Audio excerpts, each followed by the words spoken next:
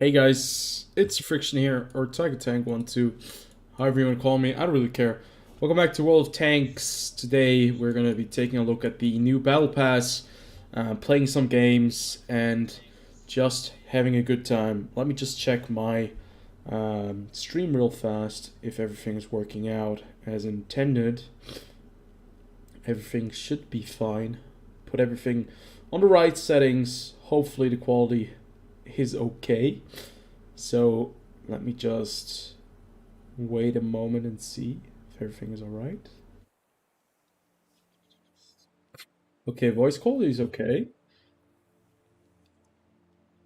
I'm gonna check the video quality on my PC because it usually takes a bit of time for it to really work, but then we should be getting started.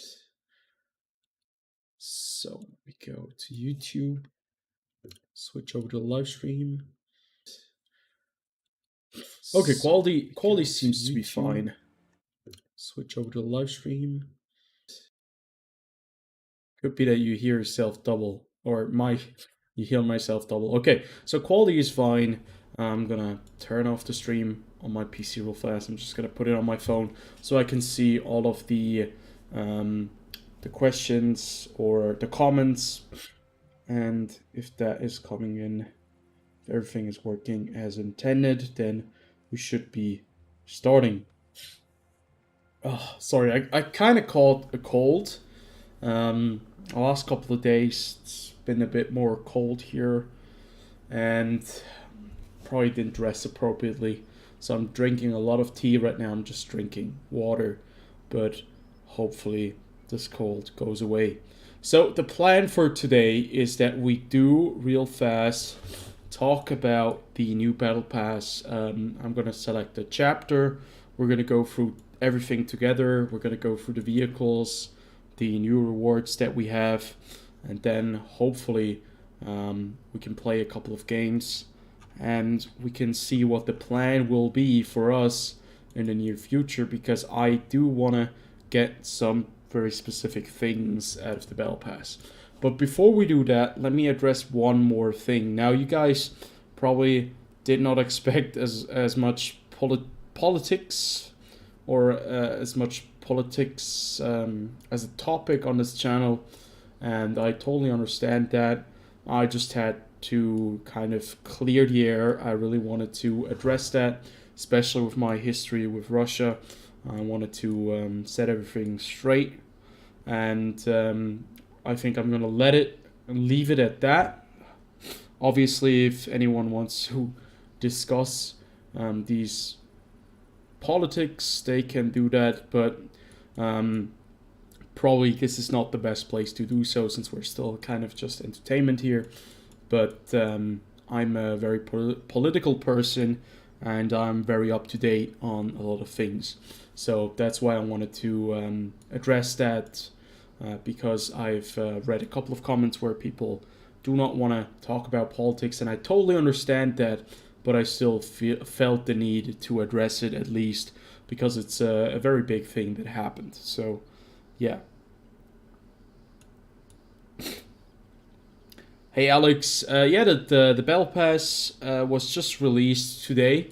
This is the live server. I'm playing on the NA live server right now, and the Battle Pass is out. So, right here you have the opportunity to choose one of the three ways that you can go. So, yeah, now you can see for yourself. So how about we start real fast? It doesn't really matter too much. I'm just going to talk about the Battle Pass, and we're going to look into it. It doesn't really matter if everyone is here or not, because this is a VOD. At the end of the day, you can still watch it on my channel, so I'm just going to do it like that. And we're going to take a look at the different options that we have right here. I'm not really sure if it's worth it. Well, to be fair, like the Battle Pass, just having the Battle Pass there is definitely worth it to select one, because in the end you're gonna get free things if you even if you don't buy the premium Battle Pass. But I intend to buy the premium Battle Pass because there are some options out there that I want to look at. So first, let's take a look at the three different routes you can take. and then we're going to take a look at the rewards. So you have like Only Dust, Shattered Winds, or Shattered Windows, and Dawn Over Ruins.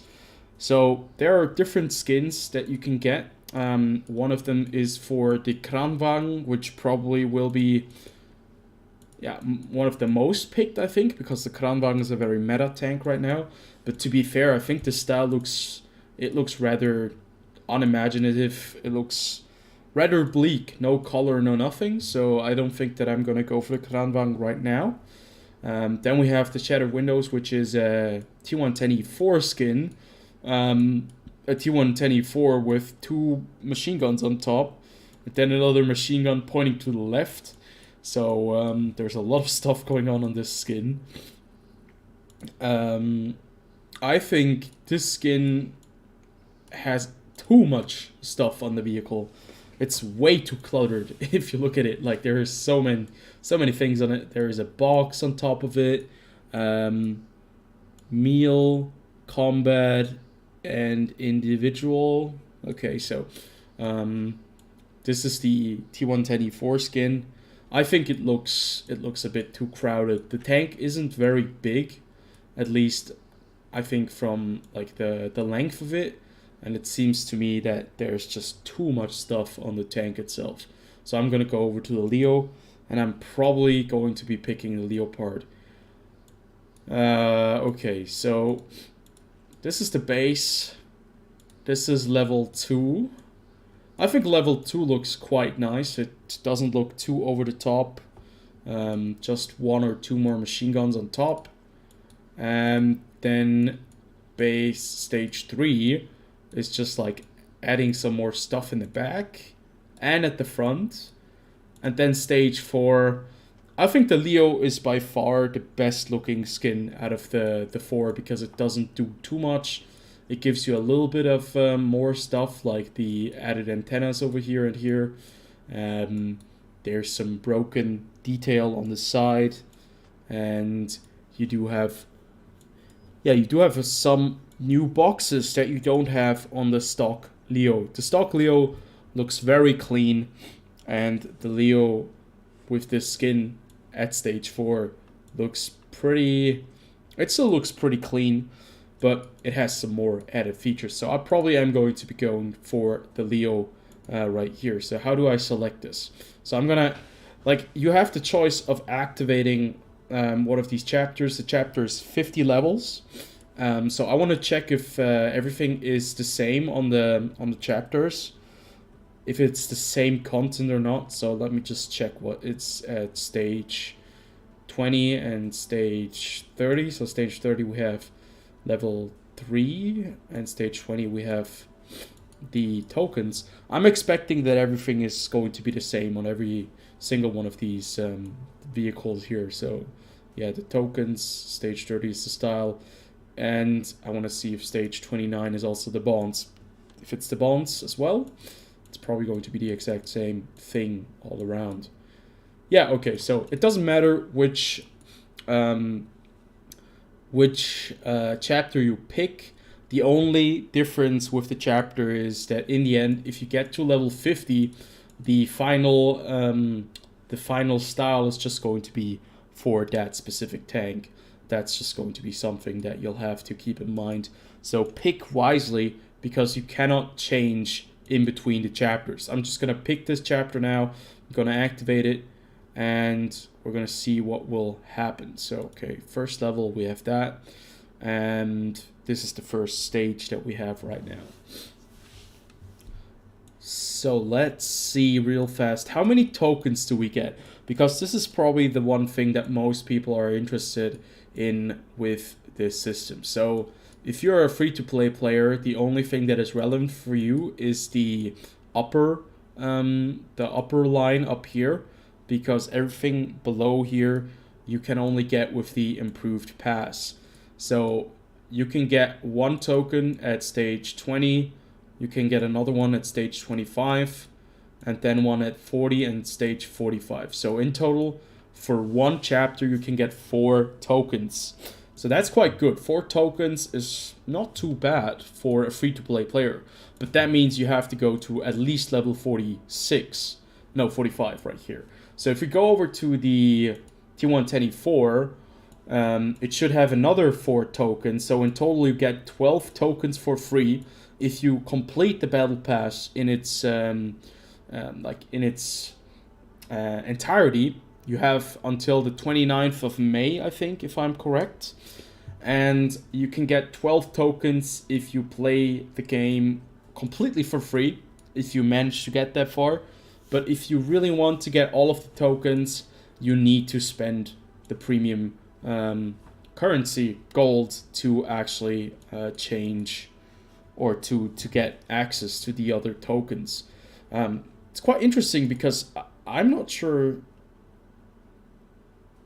Okay, so the funny thing is you could actually switch in between the different chapters and you can save your progress. If you switch to another chapter, all your progress in the current chapter will be paused. It doesn't say it's going to be cancelled, but they're saying it's going to be paused. So that's quite interesting. That means that, let's say you want to get the very first 10 stages done on every single one of these.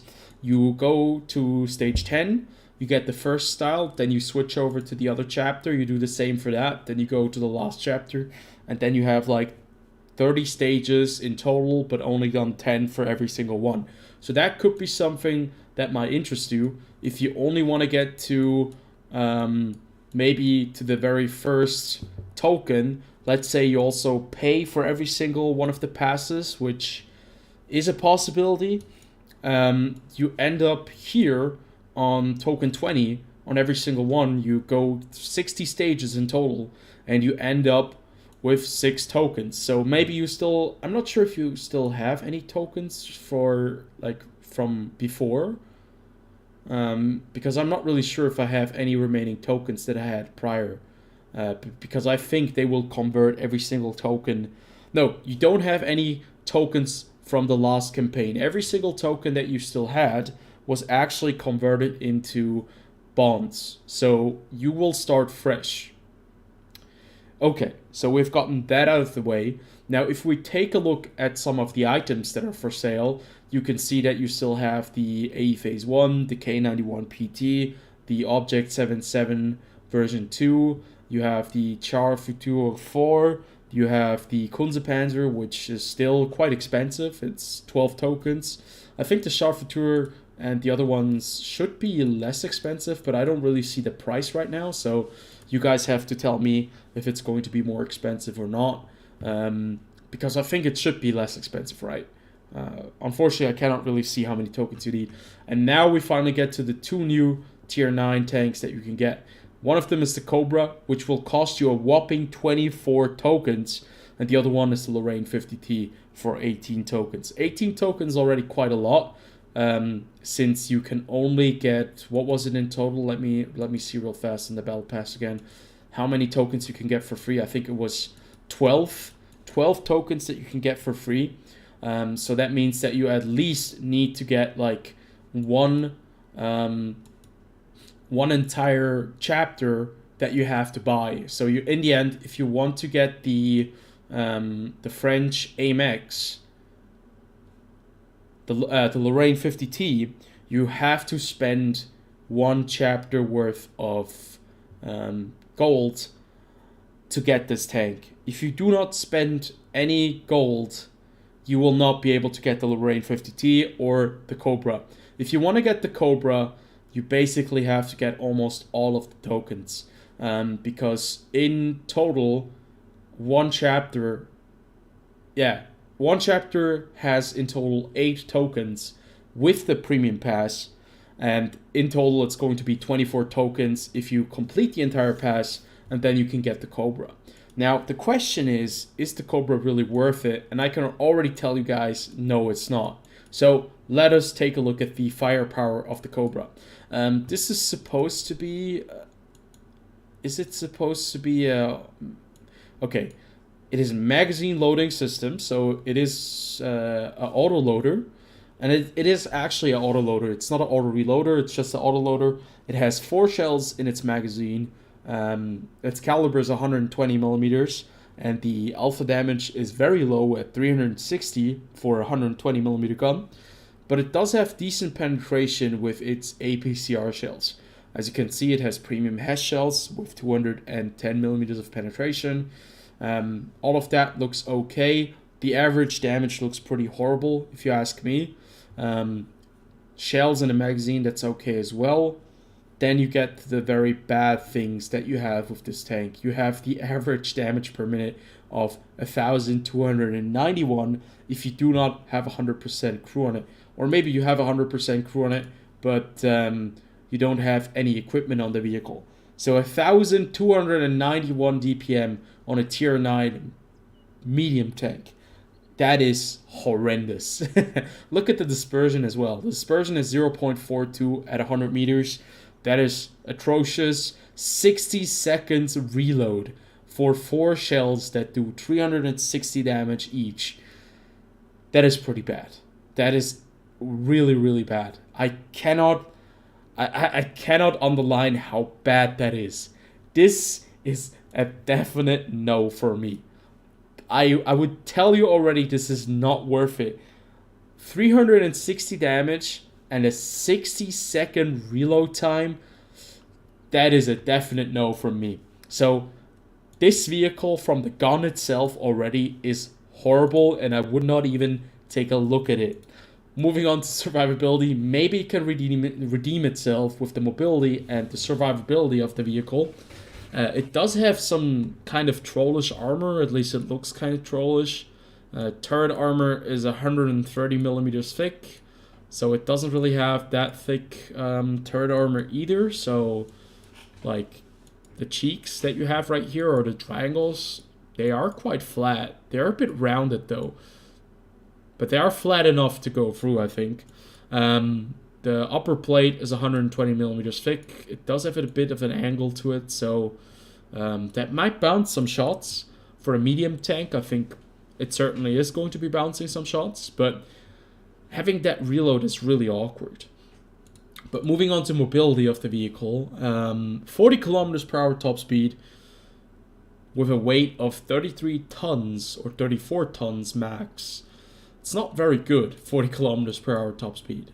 Its traverse speed is decent, it's quite nice, but its top speed is not very good. Specific power to weight ratio could be better as well. It's also a very long medium tank in my opinion. Seems to be a bit awkwardly shaped and everything. But the worst thing is just the firepower is horrible. You only have 13 degrees of gun elevation as well, so that is not going to be very nice. But having 10 degrees of gun depression, that is definitely a nice thing to have, but 13 degrees of gun elevation is very, very bad. So yeah, generally speaking, this tank, only 370 meters base fuel range. This is a horribly underpowered tier 9 medium tank that will definitely not be very capable on the battlefield. A tank that lacks basically everything. Lacks mobility, it lacks the gun, and it probably lacks the armor to, I don't even know, to make it a viable choice for 24 tokens. Yeah, it's quite expensive. 24 tokens, that's the entire battle pass that you will have to invest into one tank. So I think the Lorraine 50T is probably going to be better. It cannot be worse than, it literally cannot be worse than the Cobra. So let's take a look at the tank first before we go into any characteristics, any stats. Take a look at the tank, kind of get a feel what it's going to be like. I have the feeling that this is going to be a very specific vehicle, a very specific playstyle. The turret screams very good in a hold down position, and the hull screams, I really don't care, shoot whatever you want to shoot at me, I will let it through. So yeah, I think that is my first impression. So let's take a look at the gun. It's a 120mm gun that you have. 400 alpha, at least this time around. It's the normal alpha, 264 millimeters of penetration, 308 millimeters with probably APCR. I'm not really sure. It doesn't show. Ah yeah, APCR right down there. You still have a 14-second reload time, so the rate of fire is also quite low. 1714 DPM. That is worse than the E75. That is worse than a lot of other tier 9 heavy tanks. Yeah, I'm not really looking forward to either one of these tanks, if I'm being honest right now. The dispersion, at least, is decent. For a heavy tank, that's very accurate. Aim time is not very good, but I think you can definitely deal with it. You do have 10 degrees of gun depression, 15 degrees of gun elevation, and yeah, that all doesn't look too bad, except for the DPM and just the rate of fire. Rate of fire is not very nice on the tank, as it seems. But I think at least with 1788, I think you can work with that if you have the right equipment. It's not going to be as bad as the Cobra. The Cobra is really atrocious. So 1750 HP, that is not too bad. I think you can work with that. For a heavy tank at tier 9, let me think. I think it's about average. It's not as good as the German tier 9 heavies, but I wouldn't expect that from French heavy tank. But now we're getting to the good stuff. So 250 millimeters of hull armor, turret armor, excuse me, and the turret armor actually looks quite interesting, because there is like one thing at the back here that is supposed to be a cupola. I'm not really sure if you can actually hit that very well, but there are like two. I'm not even sure what they are. They are supposed to be like viewports for maybe the commander or the loader, and I'm not sure if these are actually part of the tank, like if they are modeled. If they are modeled, they seem to be very big weak spots. I'm not really sure how thick they are. I don't have any mods installed right now, so I cannot really check it, but maybe I'll check it later on Tanks GG just to see, because I have the feeling that they could be weak spots right back there, because other than that, this tank doesn't seem to be that extremely prone to having weak spots on the turret. 250 millimeters is quite nice. But then we get to the hull, and it's a Lorraine 90. What is it? Lorraine 50. Excuse me. Lorraine 50T. All right. Yeah, 90 millimeters at the front, 40 at the side, 30 at the rear. Basically, anyone from the side coming with high explosive that has more than 40 millimeters of penetration is just gonna wreck your day, and you're gonna have a very, very bad time if anyone catches you out in the open where you cannot really hide your lower plate.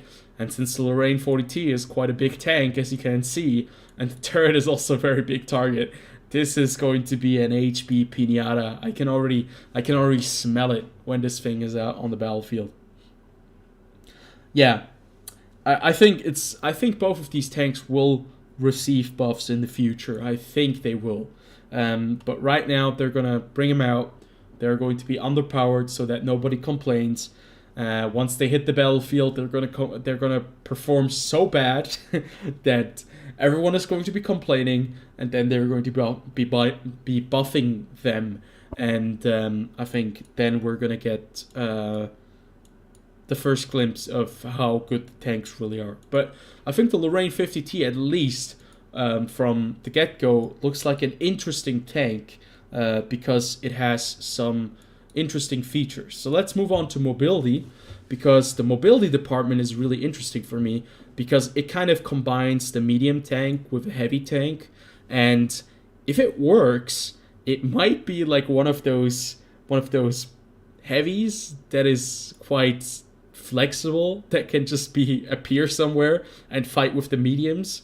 And if it really has to fight the heavies, it can, go fight the heavies a little bit. But it really is strong when going with the mediums, and it kind of looks like it. It weighs 57 tons, which is quite light for this kind of turret on top of the tank. Supposedly the hull already weighs 50 tons somehow. It just doesn't really have the specific power to weigh. 16.36 horsepower per ton.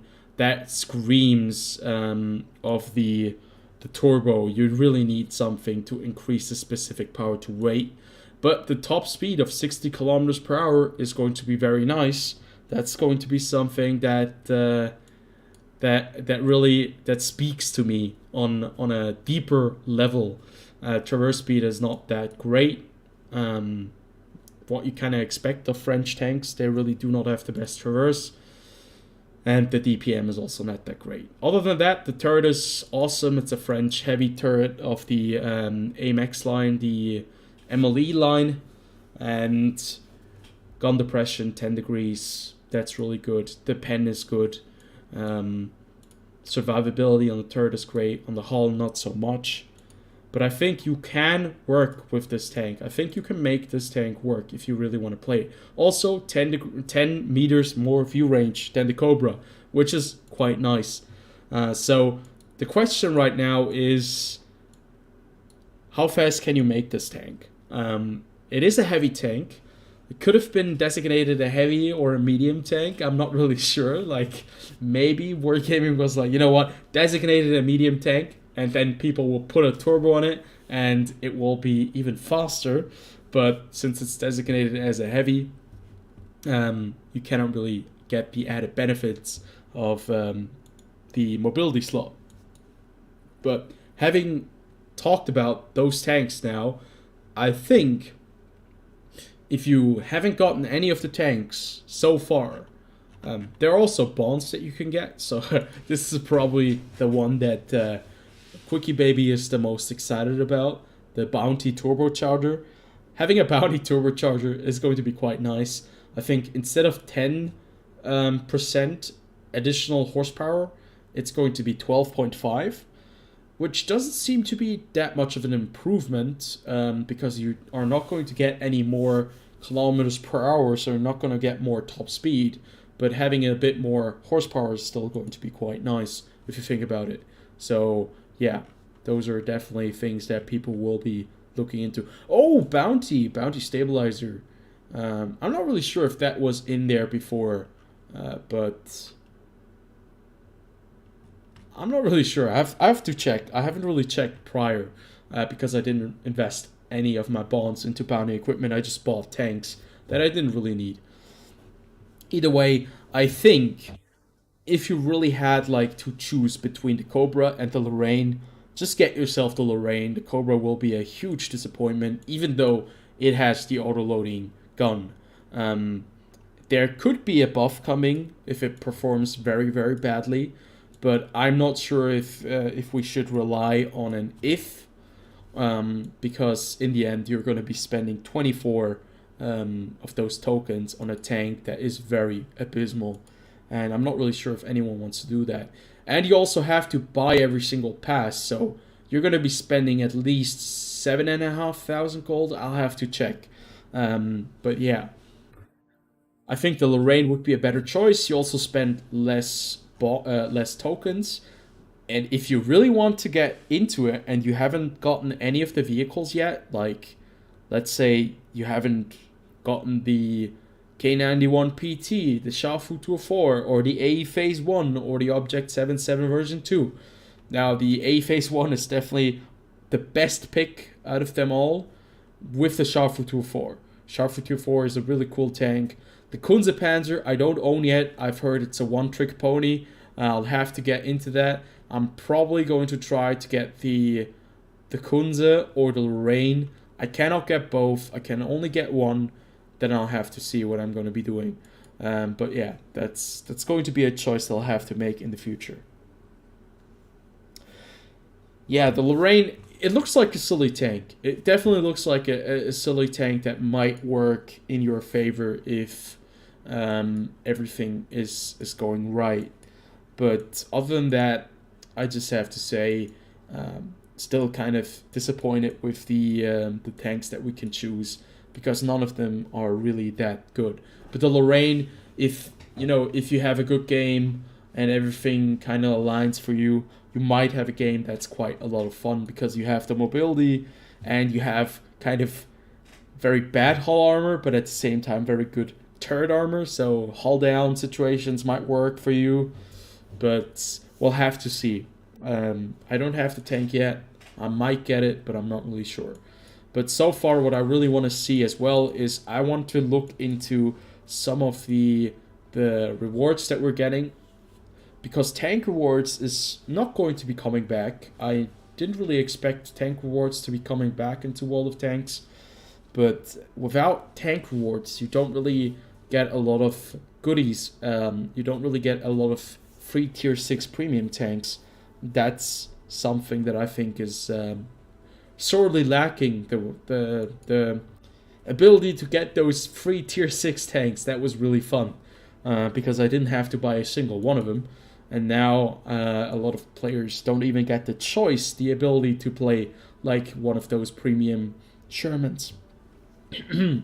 Okay, so let's take a look. I have so many reserves, it's not even funny anymore. I can basically shit myself with reserves that I have online here. Like, I'm not even sure, like, is there a way to show all of the reserves that I have? Modules, shells.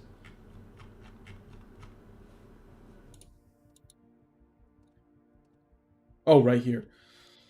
Okay, reserves. I'm not going to add everything together, but it should be something along the lines of 2,000, some maybe even more. So I'm not really too interested in any kind of reserves. And the very first 2-3 stages are just reserves. So that's not very nice. At least for me. Obviously for other players, free-to-play players, these reserves can really be life-saving.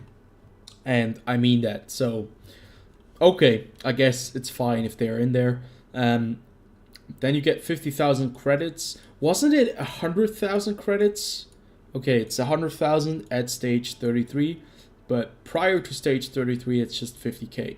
So you get 50k at stage 4, you get 50k at stage 9. I think the credit reward is okay, but it would be nice if they would have had if they added something else, like maybe more bonds. More bonds would have been nice. So you get bonds, 50 bonds here, you get some universal fragments, you get a skin, or one of the first styles for the leopard at stage 10. Then you get, again, some more reserves. You get credits. You get a 1 day of premium. So stage 14. So if you're a free-to-play player, just look that you get to stage 13. And if you want to get like 1 day of premium on the weekend, just look that you get stage 14 finished on that day, because the World of Tanks premium will be activated immediately. So, for example, if you're playing World of Tanks, you're just playing around, you don't have premium, and you get to stage 14, look that you finish stage 14 on a day where you can play the game and where you can grind a bit longer, for example. And then if you get to, another weekend and you want to get World of Tanks premium again, just go and switch the active chapter, like right here, switch the chapter to another one, go to stage 14 again, do the same thing, and then you can switch over again.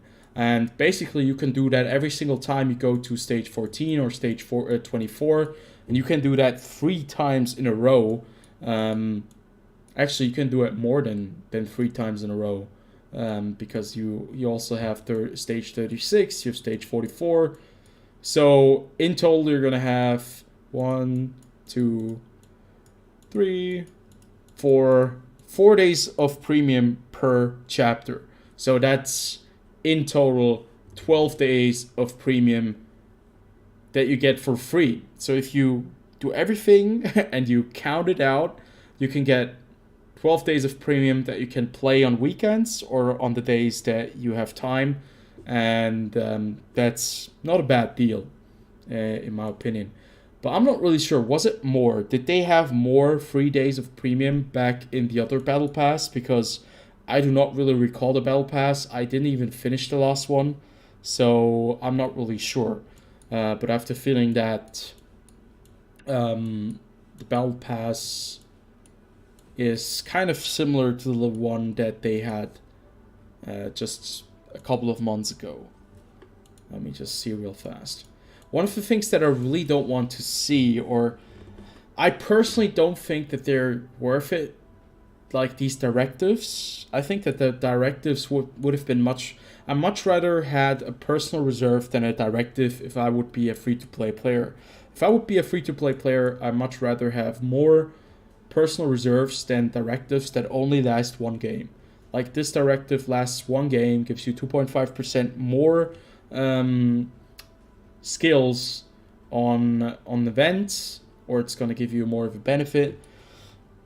Now, I would much rather have bonds. I'd much rather have bonds. But I think in total, how many bonds can you get in one package? You can get 50, you can get 150, 250, 450. Okay, where more? 450, 750. Okay, it's not too bad. 1,150 bonds. I think I missed one. Maybe I missed one. Did I add the 250 over here? Not sure. Not sure if I added the. It would be 1,400 bonds if you finish one of the branches without premium. 1,400 bonds. That's not too bad if you ask me. And if you get the premium as well on top of it, you're going to be getting more bonds, I think, too, right? Or where are the bonds on the premium one? Oh, I see. Okay, so it looks like... Okay, I understand now. It looks like that the bonds now are all in the free pass. So you get for one entire branch, you'll get, or one entire chapter, you'll get 1,400 bonds. Now that means that if you really don't want any of the new vehicles, since they're not very good, and if you really do not care about a lot of the rewards that you have down here, because you already are stacked with credits, you're stacked with personal reserves and premium time, you really do not need to go for the premium battle pass, because there are no bonds in the premium battle pass this time around. The only thing that is in the premium battle pass is bond equipment. There are actually no bond equipment that you can get from the free. Like, oh, okay, I finally understand it. So on the base reward, you'll no longer get bond equipment. You'll get the directives, you'll get the styles, and you'll get the bonds. They took out the bond equipment. I'm not even sure if you ever were able to get bond equipment on the free line, but if you were able to do that, it's no longer possible. So that means that if you want to get equipment, you'll have to buy the premium pass. And the premium pass, it does contain how many pieces of equipment? Let me check real fast. It contains... One chapter contains one equipment piece, another one, and then finally a bond equipment piece. So you'll get, for one chapter, you'll get 3 equipment pieces, and one of them being a bond equipment piece that you'll need to upgrade if you want to get it to stage 2. So it's a bounty equipment right here. So the thing is, if you want to get more equipment, maybe the Battle Pass is worth it. Because on stage 49, you'll be able to choose from Improved Ventilation Class 1, Gun Rammer Class 1, Enhanced Gun Lane Drive Class 1, Vertical Stabilizer, Improved Aiming Circle, Improved Rotation Mechanic, Super Heavy Spall Liner, Improved Hardening, Modified Configuration. So basically, the equipment that you might want is right there, but I'm not really sure if it's worth it in the end. You'll get some goodies. You'll get 3 days of premium every single time you get the free 1 day of premium. So you'll basically just add up 12 more days per chapter. So in the end, it's going to be 16 days of premium if you do one entire chapter. Is that really worth it? I'm not really sure. You'll get some more credits. You'll get 250,000 credits instead of 150k on stage 43. You get more credits on stage 35 instead of directives, which I much rather would have had the credits equivalent than the directives, because it's just 5 directives. These 5 directives, if I really want to get them, I can spend 50 bonds for it. I don't really care, and I have the feeling like you get a lot of bond, a lot of directives. You'll get them out of just playing the game itself, without even having to play the battle pass. I think like there were a lot of events where I got like the directives. I have like over 400 of them stacked somewhere, and not just from the battle pass itself. So yeah, like if you really want to get a lot of credits and you do not want to just be grinding your premium tanks, I guess if you get the premium battle pass, or if you get a premium chapter, it might be worth it for you in the end. You also get the equipment. You'll get bond equipment. That's probably the one thing that players want. And I think that might be worth it if you purchase the improved pass. So in total, it's going to be 7,500 gold for all 3 of the chapters if you really want to get them all done. But that's going to be a long time, because you'll still only get like 7 points for winning and being on the top 3 players, having earned experience. So it's going to take a long time to go through one chapter alone. So yeah, I'm not really sure if it's worth it for myself. I might get one premium improved pass so that I just can get like one of the vehicles, or I might just buy 2 of them and I can get the Lorraine, because the Lorraine 50T might look interesting. But I think that's everything that we can cover so far for the for the battle pass. There are some other things that they've released with this patch. There are upgrades to the map. Like some maps have been changed a little bit. There are the ranked changes, I think. Like the rewards have been added into ranked, so the final year is going to end. And there's probably also some styles that they've added into it, like the carnival bundle right here. You can get some equipment for less money. I'm not really sure if they are reduced in price or not. But other than that, I think that should have been it. Maybe one more thing before we finish with the battle pass. The crew members that you can get. So I forgot one final thing. So if you reach stage 50 with the chapter, and it doesn't matter if you have bought it or not, it's free. It's a free reward in the end. You will get one of the 3 commanders. I'm not even sure if it's a commander or if it's just personnel that you can choose. Right here, it's Siegfried Hammel. He's a German tank commander, and he has brothers in arms and 2 skills. So for the Russian, or no, not for the Russian one, but for the T110e4, you'll have another male commander, and his name is Benjamin Willard. And they are all coming exactly the same way. They're all the same except for the look. I'm not really sure if they have a nation, if they're bound by nation. Could be that you can only use them for either the United States or Germany and Sweden, but I'm not really sure about that. So I'll just keep you updated if that is the case. And then we have the final one. It's Marie Frederickson, and she has the exact same loadout. Now, I think we've looked at everything in depth, and I have tried to look at the most important parts of the Battle Pass. not a lot has changed. So generally speaking, most of the things are still the same.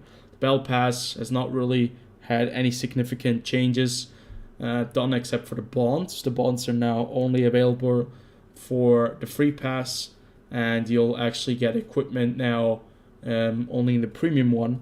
So that's something that I think a lot of players will be thinking about before they get the premium pass, if it is really worth it. Then right here we have the Centurion MK5-1 that is currently on sale. You can get it for 6,400 gold, but that's the question. Should you really get that?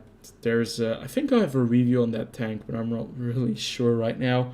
And one more thing, I wanted to take a look at the styles because I've heard that they added some more styles into the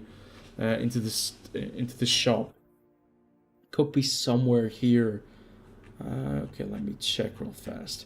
I think it was 3D styles, but I might have read wrong. Could be just normal 2D styles, but I was looking for. Oh no, actually, it's in the item store right here. It should be available for bonds, so it's not right here. Items for points. Right here.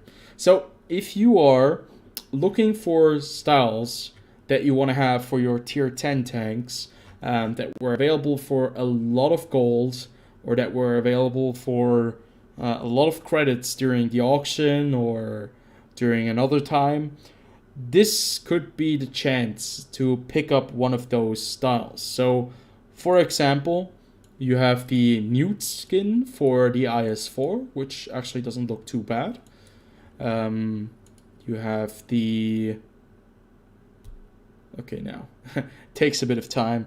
Just was introduced into the game again. You have the Bliskavica. I hope I didn't slaughter it too much. This is the CS63. Also quite a nice style, if you ask me. With... not even sure to maybe put in the ground, mark the mines with a nice machine gun on top, and I don't even know what that's supposed to be. But it does look quite nice. You have the T110e4, the Condor skin, which with the 3 marks of excellence obviously always looks nice. It's a great tank. I love this tank, by the way. So that would probably be the skin that I would pick up. And then finally, the Lancelot, which I still like. These are the skins that I don't own. There are more styles that you can get. For example, down here, like there's a whole bunch of them. They're all available for purchase if you don't have them. Now, every single one of these styles is going to cost you 5,000 of these points. And I'm a bit confused because we're going to be getting like 12 tokens. Now, points and tokens are not the same because I don't think that they can be the same, because it would be really silly if that would be the case. And I think these items you can get once you've finished maybe a chapter, or... Oh, these could be just the points. Okay, so let me check real fast what it actually means. So, no, wait, this is wrong. Oh yeah, you actually have to finish the 3 main Battle Pass chapters. So, if you actually manage to play so much World of Tanks that you get to a level 150 in about 3 months, you're going to be able to get or in 4 months, you'll be able to get some more 3D styles, if that is something that you're really, really interested about. But for me personally, I'm just gonna say it, I'm not even sure if I'm gonna be able to finish the chapters. I'm currently just trying to get more credits again because I'm broke once more. But because I have a lot of other things to do right now, I really didn't have a lot of time to play World Tanks. And the only thing I've been trying to do was play a bit of the AMBT. I'm trying to make a review for the AMBT right now. I'm playing the M3Y because I want to get this tank out of the below 50 zone, because the tank is really great, but I've had really bad luck when playing this vehicle. And then I also wanted to mark the... Let me check real fast. Where is it?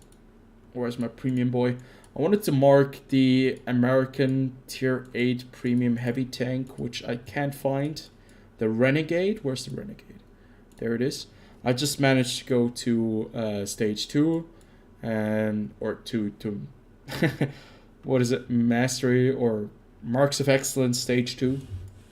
And I've been playing the Chrysler KGF because it's a disgusting tank that I don't really play often, and that is certainly one of the more disgusting pieces of hardware in the game. But yeah, Prima Victoria 3 marked. Finally managed to do that. So I think right now, I think we've covered all of the Battle Pass things. I'm just gonna hop into a couple of games. If you still want to watch, if you still are interested in the gameplay, obviously just stick around. We can have a bit of a chat, and I'm just gonna be playing a bit of World Tanks, and I'm gonna be making some credits because I'm running dry on this account. I've been running dry on this account for a very long time, especially if those bloody if those bloody events are coming around the corner every single month. I'm not going to be able to restock any of the credits that I need.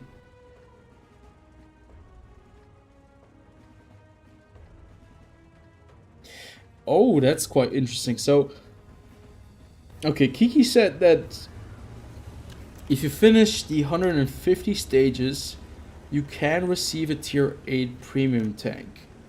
Wait, is that a promise or is that a fact? Like, did they actually say that you'll get one, or is there a possibility of getting one? Because the question with wargaming is always, are they actually giving you a premium tank, or are they giving you a chance of getting a premium tank? Because getting a premium tank would be quite nice, especially for all of the free-to-play players. And if you're like really into World of Tanks and you enjoy the game, but you don't want to spend like massive amounts of money like I did, there's certainly like a nice thing to have when you like play the game and you get like to stage 150. But if it's like the T25 Pilot or something like that, I'd much rather have no premium tank than the T25 Pilot, because that thing is so bad that even like I like to play bad tanks, but that thing is so bad that I don't even want to touch that thing anymore. I have like a 36% win rate on it because I don't bounce anything when I play the tank, because it doesn't have any armor. The gun is horrible because it doesn't do anything, and generally speaking, it's just not a very entertaining vehicle to play. And they are selling it right now for $30. Like, which idiot? Like, the poor guy who actually buys that thing for $30, I really feel for him. Because getting that tank for $30 is like getting ripped off.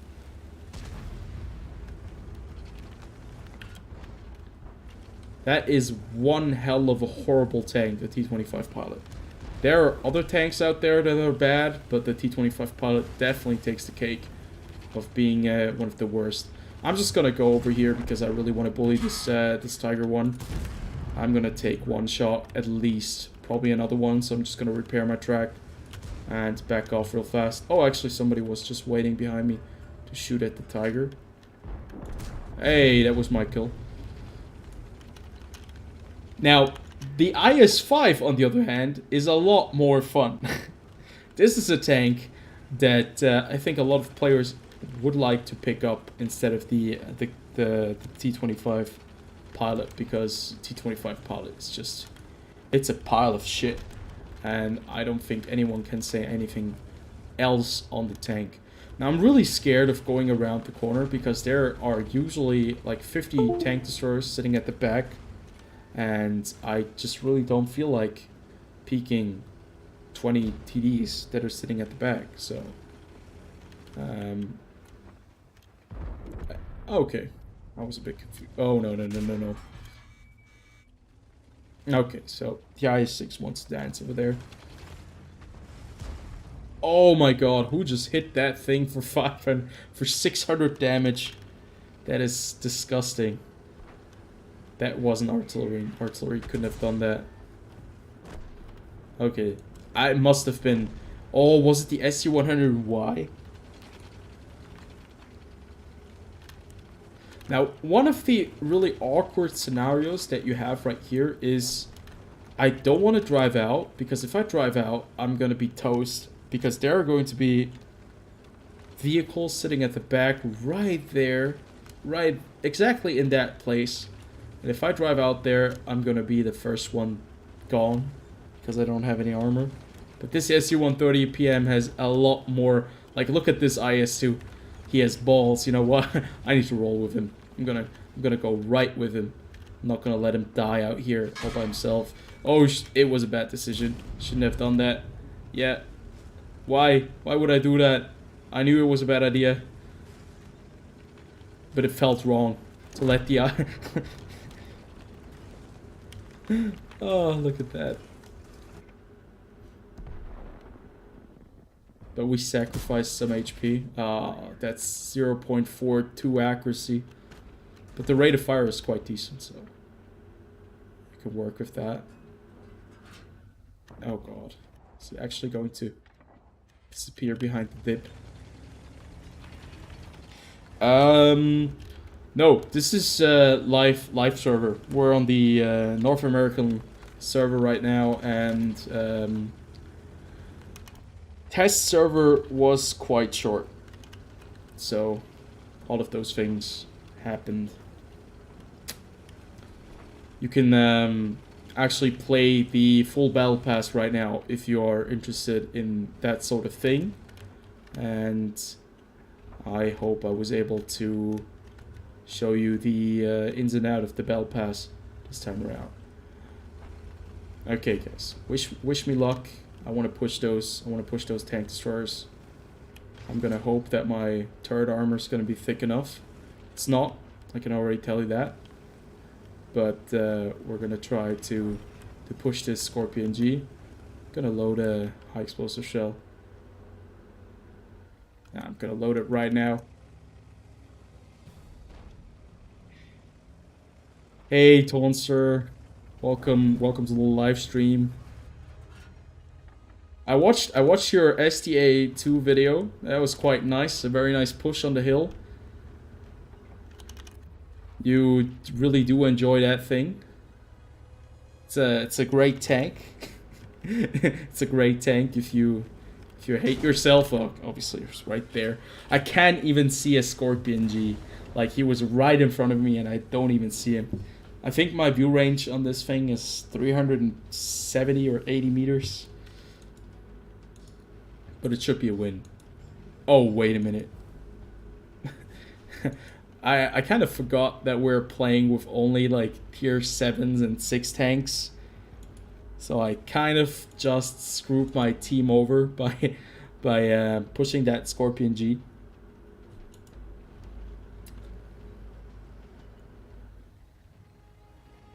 I guess we have to see what the team is going to be able to do right here.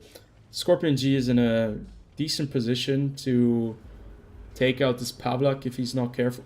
Wow. Did you see that? 640 hit by the M44. God. Somebody just got pretty nice hit on that. Or Hellcat just deleted him out of existence. Sometimes World of Tanks is not fair. Nice. I think the guys are going to be overwhelming the Scorpion G in a moment.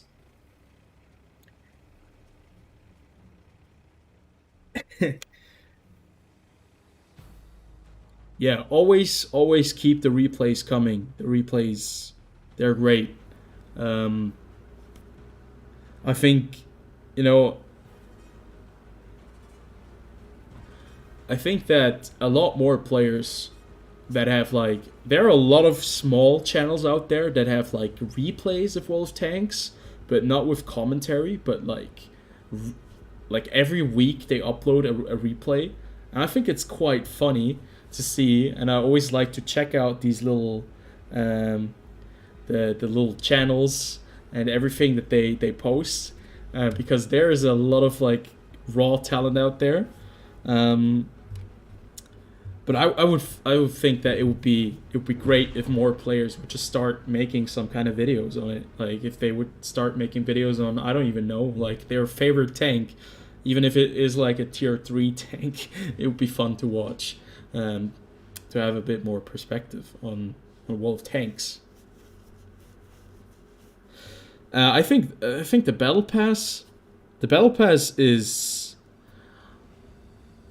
I think it's decent. To be fair, if I look at the Battle Pass, I miss my tank rewards. Tank rewards and Battle Pass would be the ideal setup for me. If you have tank rewards and Battle Pass, you can play World of Tanks. You can enjoy.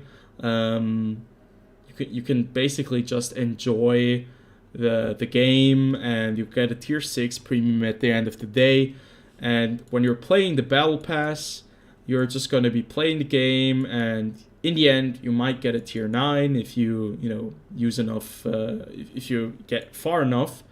But it kind of feels very stressful. It feels like there's such a grind. You have a limited amount of time. But with the tank awards, it was very mellow. It was very chill. If you can have both, that would be great, because it will kind of give you the ability to just not really care about one of the things if you're focused on one of the two options. But I don't think that. I don't really think that that's going to be helping, or that is going to be the case since they've taken out tank rewards. I think the Battle Pass as it is definitely okay. Getting free things is always nice, since they could have just put everything behind a paywall. The only issue that I have is that we are missing the equipment for free. I'm not really sure if you were able to get the equipment for free prior in the other Battle Pass, because I do distinctively think I remember that I was able to get equipment for free, but I might be wrong on that, so don't quote me on it. But if you have this Battle Pass for free, what I think is great about it is that you are getting bonds. I need bonds, and you can see how important bonds have become in World of Tanks now. Like, you get 1,400 bonds for one chapter. So yeah, if you do every single chapter, you'll get a bit of bonds. It's not like the world, but every little bit helps. And I don't play a lot of tier 10 at the moment, so it really doesn't bother me too much.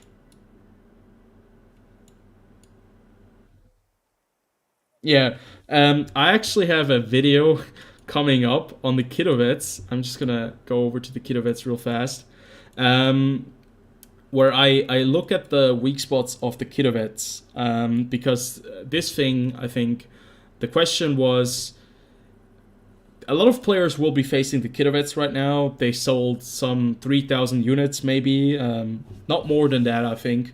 So there are going to be players, seeing the Kidovets for the first time when they're playing tier 6, tier 7. And when you're playing the Kidovets and you're playing against a vehicle like this, or the Object 703 version 2, which basically has the same kind of hull armor, you want to know the weak spots of the tank. And if you're in a tank that is very low, that doesn't really have the elevation, you have a very hard time going through the weak spots, which are the two cupolas right there, like this little part of the turret where the cupola comes out. If you have premium, you can go through that from below, but you'll have to have at least 240 millimeters of penetration. If you are tall enough, if you're just as tall as the Kidovets right here, you can actually just face hug this thing and shoot it right here and here. And also it's an IS-3 turret, so shooting it right here with 190 millimeters of penetration will definitely kill it. So yeah, that's what I was recording just like a couple of hours ago.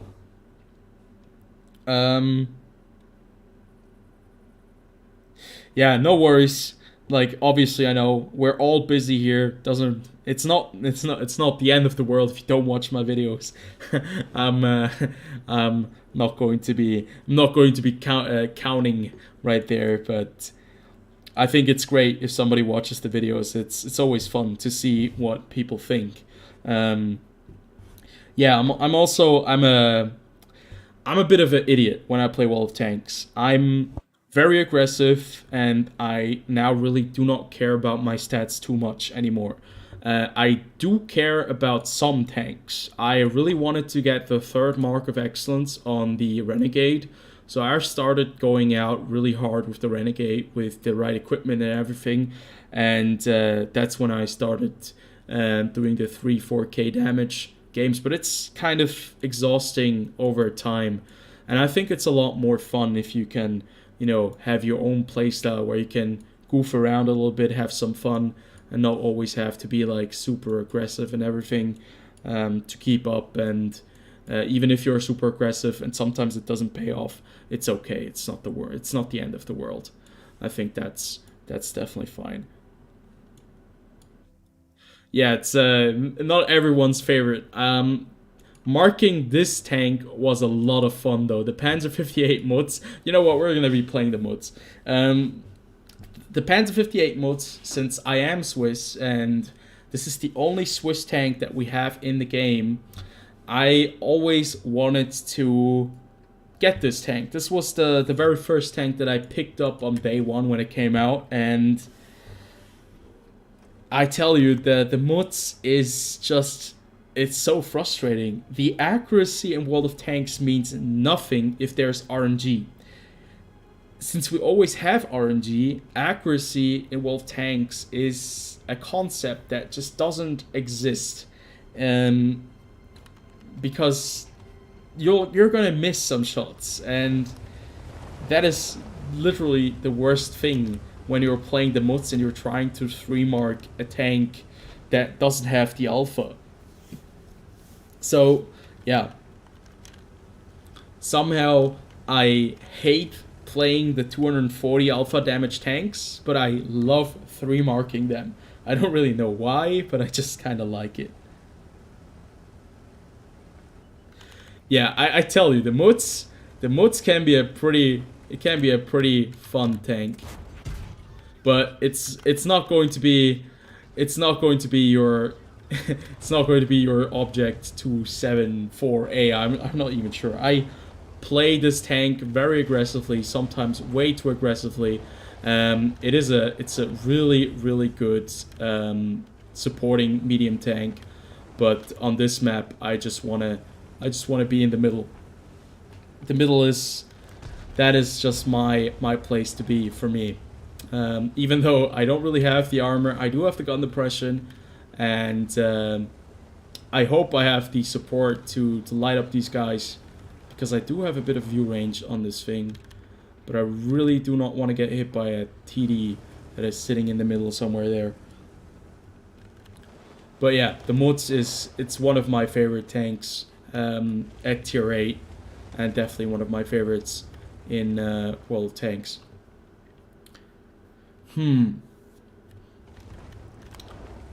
Glacier, this map is... I always forget the names of the maps that we have.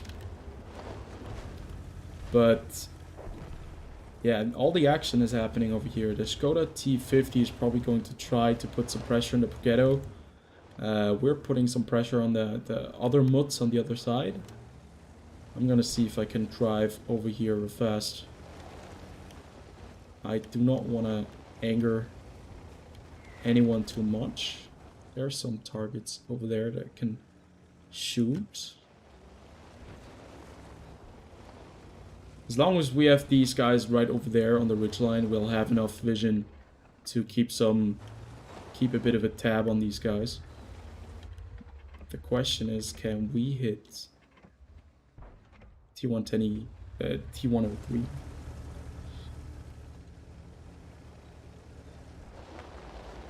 Not really an option. It's always kind of difficult to play and read comments and commentate at the same time. I never get used to it. I still like to do it, but it just really it's just so much at the same time. Yeah, like I have been an advocate of having more Swiss tanks in the game. What about the Panzer 68? That could have been a great tier 10 tank. You know what? How about you get those? You get a bit of a roll into world tanks. Get more, nations in there that are a bit quirky. You don't need to start from tier 1, but you might start from, I don't know, maybe tier 6 or 7, and then you can add like a couple of Swiss tanks or a couple of European tanks, and you can get everything in there. Get more variety into it. The Panzer 68 definitely would be a great addition to World of Tanks, in my opinion, because the Panzer 68 kind of perfectly fits into that time period. It has the L7 gun. It has like just, I think, a bit more armor than the Panzer, than the Panzer 58 Mutz, because it actually is based off the Panzer 61, and this is supposed to be the Panzer 61's predecessor. And I'm not saying that the tank was very good, but it had a couple of features that were quite nice. It did fire. Okay, that is not very good. We have a bit of a problem. There's a T95 coming around the corner in just a second. It did fire accidentally if you turned on the heater. That is one of the stories that did happen with the Panzer 68. That tank did fire accidentally if you turned on the heater. And they noticed that when they were on the shooting range. Thankfully, and it didn't happen, like, I don't even know, somewhere where they, I don't know, maybe in the ammunition dump. But it's a very funny story, kind of dumb at the same time, but kind of funny. I think I can see the funny side of it. But it, oh my god. Yeah, that's it. That is the dumb thing when you do not pack a fire extinguisher. You get hit by a Scorpion G for 509 damage, and you die a burning mess.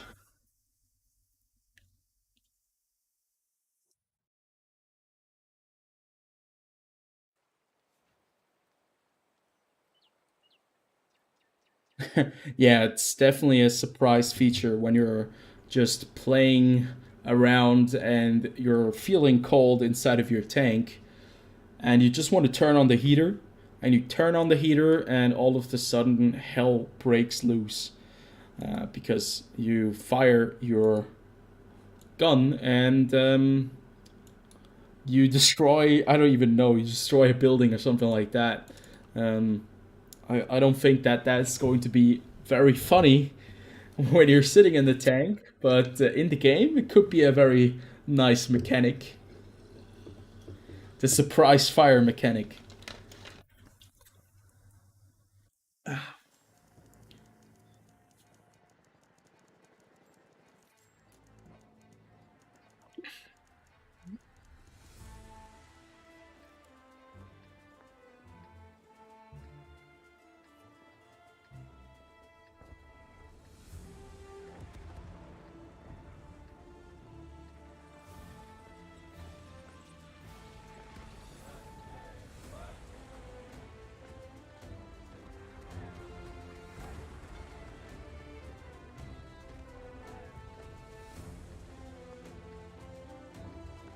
Hmm.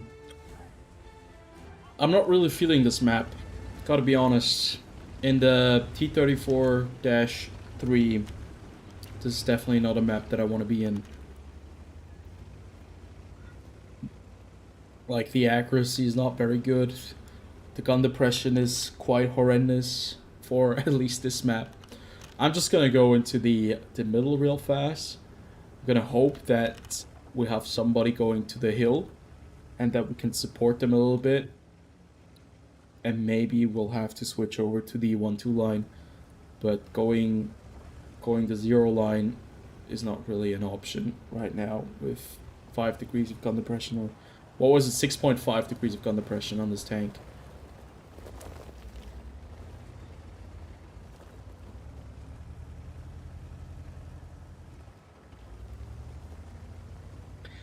You could always go up there and spot everything. That could work as well. But I like to shoot things when I'm playing this tank. That was unfortunate. That was definitely not meant for me. I wasn't spotted.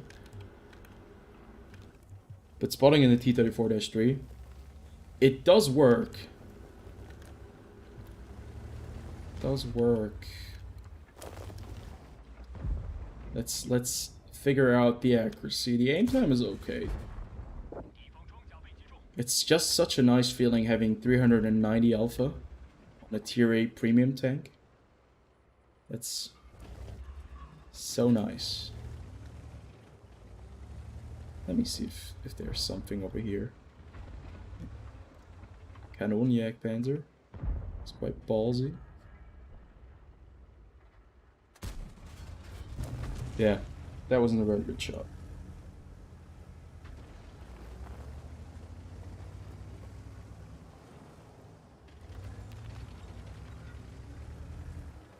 I think that probably majority of their team is just gonna be sitting on the 1-2 line. We did just, I think I just saw that we did lose, nice. We did just lose our light tank. Yeah, which idiot would ever play the T-34-3? This is such a horrible tank. A horrible gameplay experience.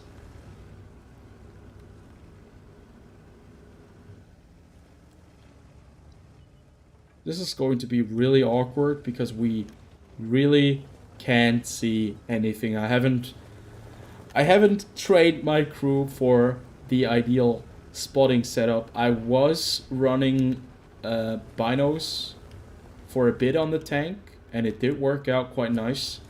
But I kind of dipped out of there. We have gotten their light tank, so we are on an equal playing field. No, the T-34 is not mediocre. This is a great tank on so many levels. This is such a fun tank. I'm just gonna be playing the 1-2 line spotter for my team so that they don't get decimated if they stay there, because they're kind of the last defense for my team. So let me just get 1 or 2 shots in there. The Burask is sitting right up there. There we go. G-Sor taken care of. The Burask is still there, so I have to be careful. You know, having the armor on this thing is so nice. I think one of somebody who watches my content actually did comment on the fact that the tank has the same layout, the armor layout, as the Type 59, and also the not the T-34, the WZ-120 has the same layout. Oh no, that is a very bad tank to be in front of. And he's firing heat. I just wanted to help him.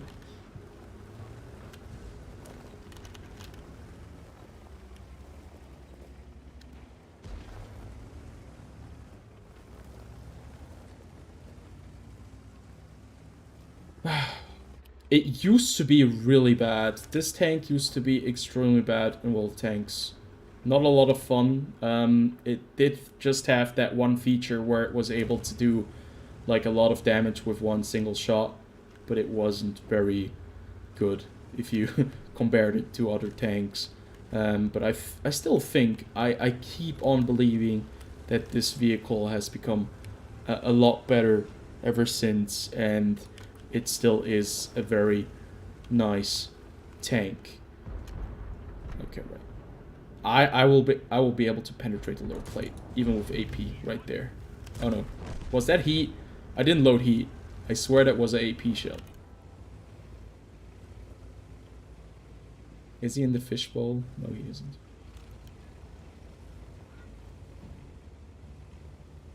There he is. Is he in the other fishbowl? Is he AFK? I think he just left the game. Kind of feel bad for the enemy team. At least fight for your life at the end. 2,400 and 2,700 spotted. Not bad. I think the T-34-3 it certainly it has its place. You just cannot go to a lot of places that medium tanks can go to that have gun depression on the, at least that have some kind of gun depression. I'm not even sure. Like, what do you need for an ace tanker on T-34-3? I would have to check. Where is it? Tier 8. I can actually see it. So max experience. Okay, if you get 2,264 experience on this tank, you can get the ace tanker at least. If you play the tank, if you manage to. You know what? I feel like playing a light tank, and I feel like playing the T92 because I want to be running around like a little bit. Somebody keeps raising the ace, is all I know.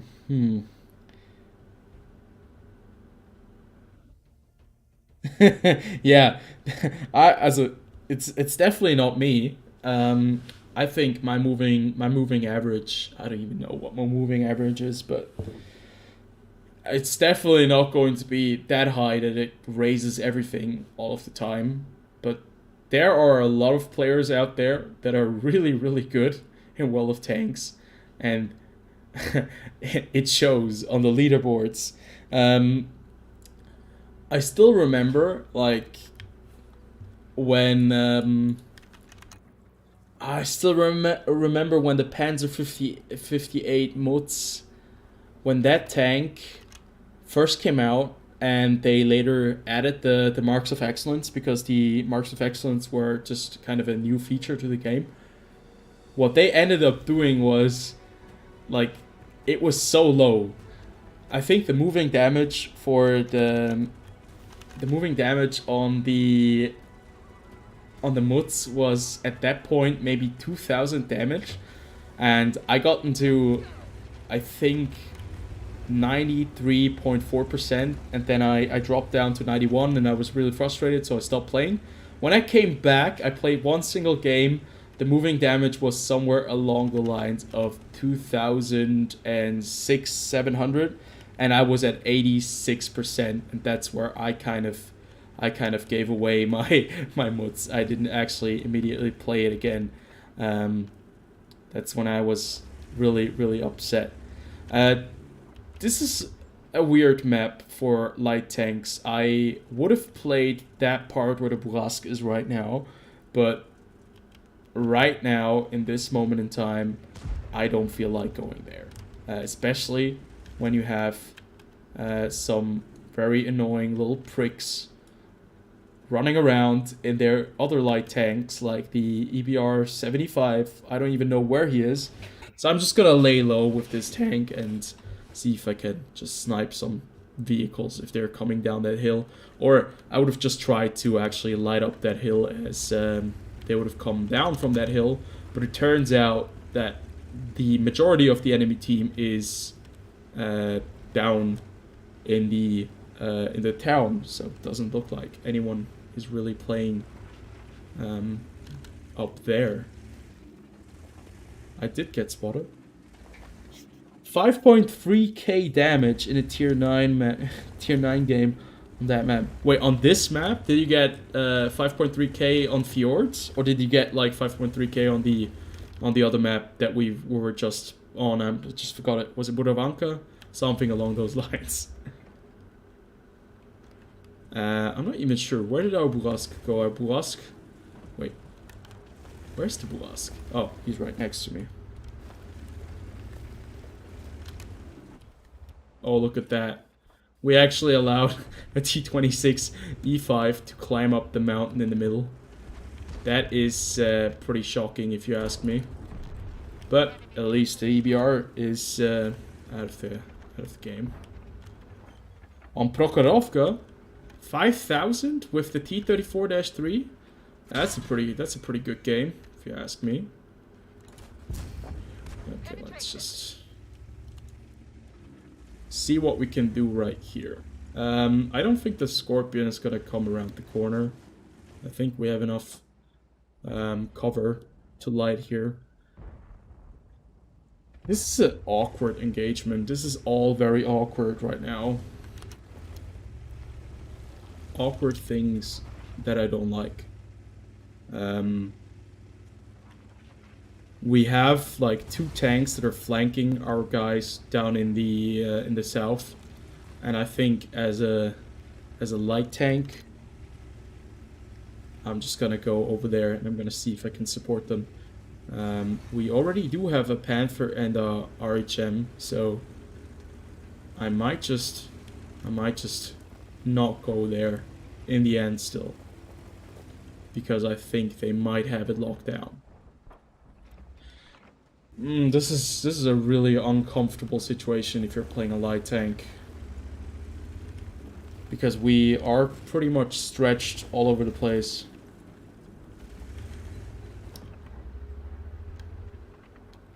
We do right now have you know what? This is the moment where we make a play. So we have the T-26e5 up here. He knows that we are here as well. He's going to start shooting the guys down there. And our team is pretty much pulled. Pretty nice move over here. Oh yeah. Oh, let's see. No, we can't. Actually, I don't want to sacrifice all of my HP right now because I still need it. But we need to get this T-26 out of his position right up here. So I'm just waiting for... He is about a 5-second reload time. So just gonna load some heat just in case. Oh no. This sucks way more than it should. I'm just gonna go and sit behind him. Give my team a bit of a chance. Force it. Oh. There we go. Oh god. There we go.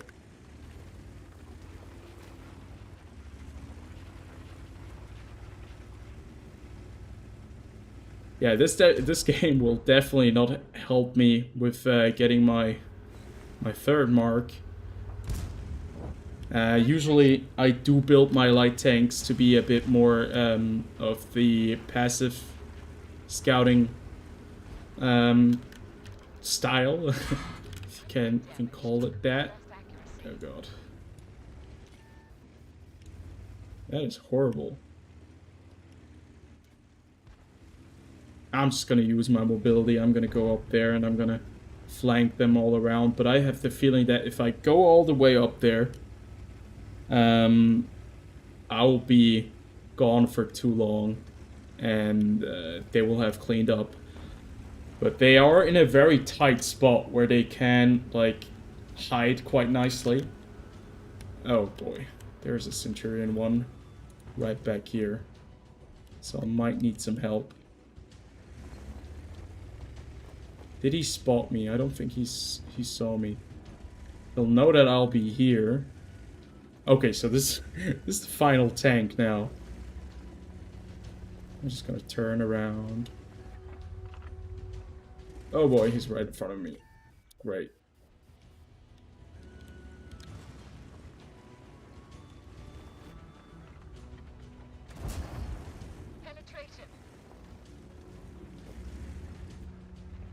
Okay, there's no way I can shoot him from here. Let's turn my tank. There we go. I didn't get the assistance because they spotted him themselves, but at least we survived that encounter. I think this is a very nice style, by the way. I'm a bit of a sucker for blue styles when I'm playing tanks. Don't even know why it's blue, but the blue ones are quite nice.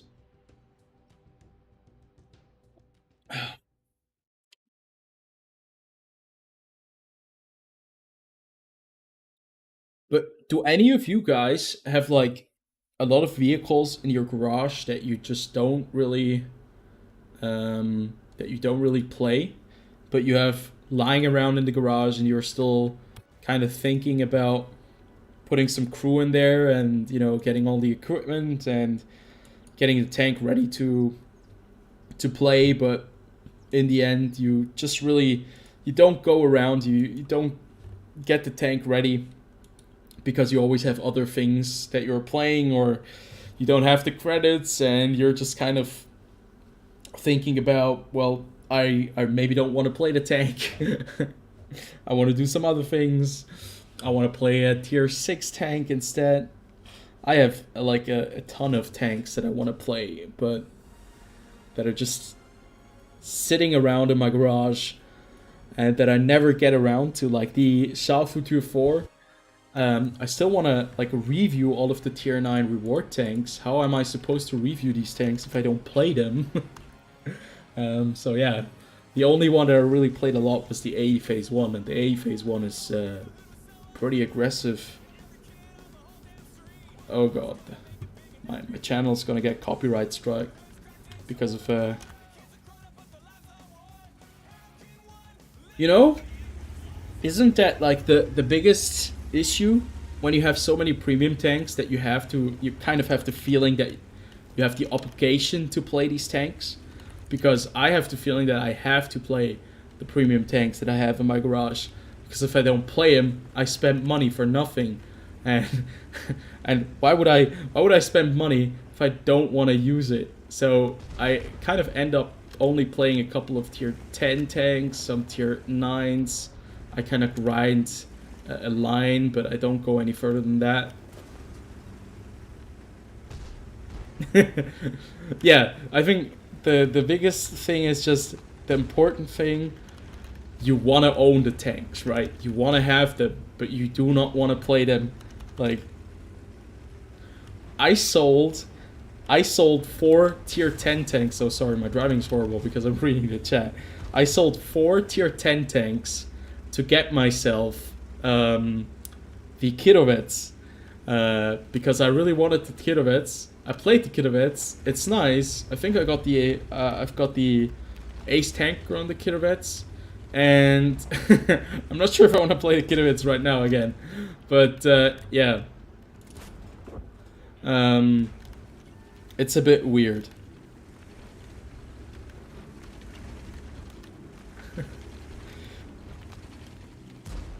Oh, the bad chat, the 25. Oh god, no. No. We have a bit of a problem right here. We have to fall back. We only have tier 8s that are hiding, that are defending this corner. Yeah. No, I totally get it. I suck with French tank destroyers. They're really not my type, to be fair. They're all kinds of awkward to play, I feel.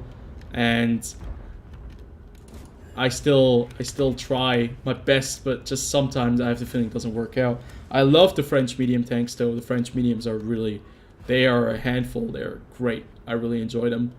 I'm just gonna fall back here around the corner because we can't really do a lot. Do you know these games where you have like 5 or 6 tank destroyers sitting on the K line and nothing ends up happening because, well, they're all sitting on the K line, but it's also mines at tier 10? What the hell is mines at tier 10? Why is mines at tier 10?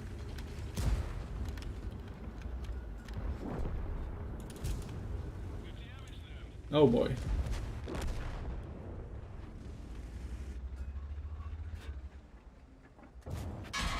Oh boy, that hurt.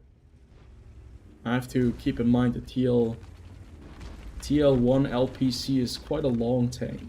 It's a weird M48. It's a very weird one. Please, somebody help me. Help me, guys. Help me. Getting annihilated. Yeah. This is so weird when you're in a tier 10 match. You're kind of the only one defending the corner with a couple of tier 8 throwaways. And our tier 10s, I don't even know. The Kranwagen must have been fighting in the middle. The ST1 was in the middle. The Object 907 was in the middle. Yeah, mine's not a very good map. Yeah, I totally get it. The stock grinds are quite horrible. I just recently got done with the stock grind on the M3Y, and it was a very painful experience. Now, the M3Y is a very interesting tank because you have two choices of guns. You either have the 90mm gun or you have the 105mm gun. And I wanted to have a bit more alpha damage than 240. So I went for the 105mm gun with 320 alpha damage, which isn't a whole lot more, but it's better than 240. So I played the 105mm gun, had 3 very good games in a row, so I was kind of happy with my choice. And then I had 15 very bad games in a row. When I played the 90mm gun afterwards, I realized that it is so much better in basically every aspect, because it's just, except for the alpha damage, this gun is so much better. And it's the first one you unlock. So I went for the 105mm gun and I immediately switched around, and it was painful. It was a very painful experience. But the 90mm gun on the M3Y, I can only say that is definitely a tank that I do recommend now. Did any of you guys actually get the AMBT? Because the AMBT is also, like, this is also a very good tank. It might not have the mobility, but it just has this pure power of 3 rounds that it can punch in your face for 360 alpha at tier 8. Now that's something that, like, a lot of other tanks just don't have, especially at tier 8.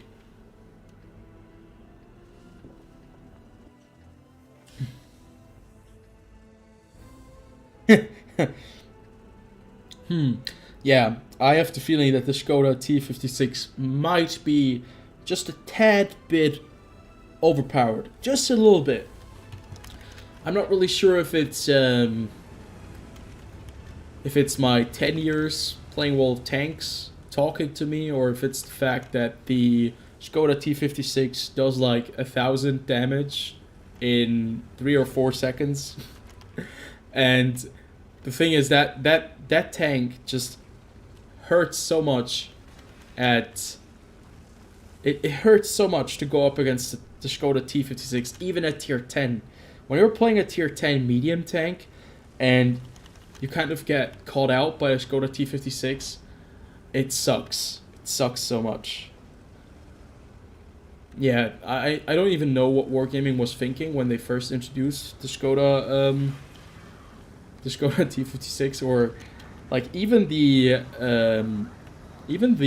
tier 10, the VZ55 is quite disgusting, but the Skoda T56 could have easily been a tier 9 vehicle. Yeah, I've seen a few Skoda T56 platoons that only consisted of 56. Oh god, I didn't look at the map. Okay, I have a big problem right now, and the big problem is called the entire enemy team that is currently looking towards me. They don't have an easy way to immediately come over, so that gives me a bit of chance to fall back. But yeah, I guess we have lost the medium tank corner. The only thing that we can do now in this scenario is not to get absolutely destroyed. Hopefully. Okay, he will definitely see me. Fall back.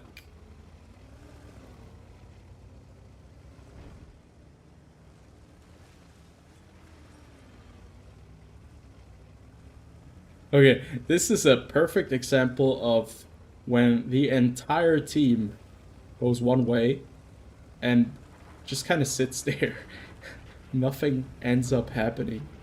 You just sit there and you wait for something to happen, but nothing happens because everyone is waiting for something to happen. Oh god.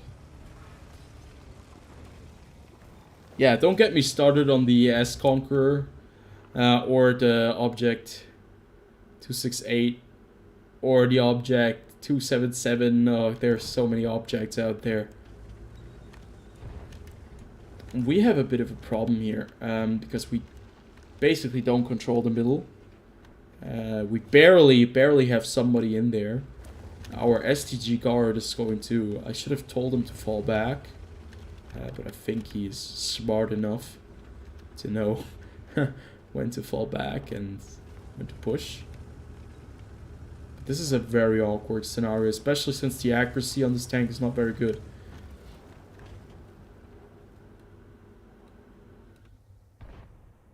Yeah, I agree. I agree that the lower tier 7 Czech premium, not premium, heavy, but the heavy tank was a lot of fun. I enjoyed even the tier 8. That was... Wait. Yeah, I enjoyed the tier 8 as well. The premium one is just out of this world. It's so broken. And... Okay, one more. Can we put one more into him? That's nice. Look at that. 683 damage with 2 shots in a tier 8 medium tank. That is something, isn't it? Isn't it something?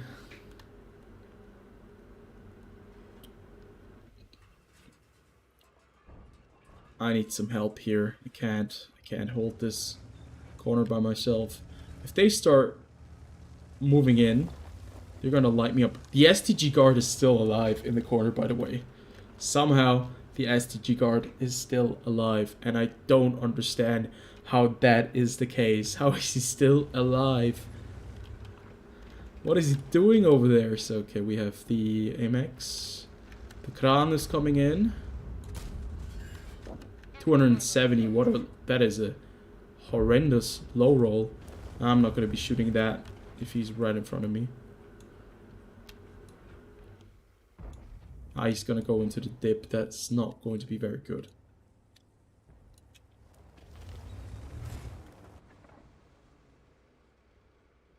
Very awkward scenario once more. We control basically like not even a quarter, maybe just about a quarter of the map.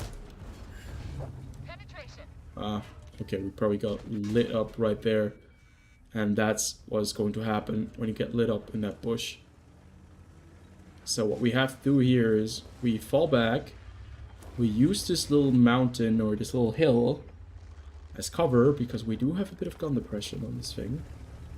And hopefully now we can put some pressure on these guys before they kill us. I believe. There we go. I think we're gonna win this match. I'm gonna call it right now.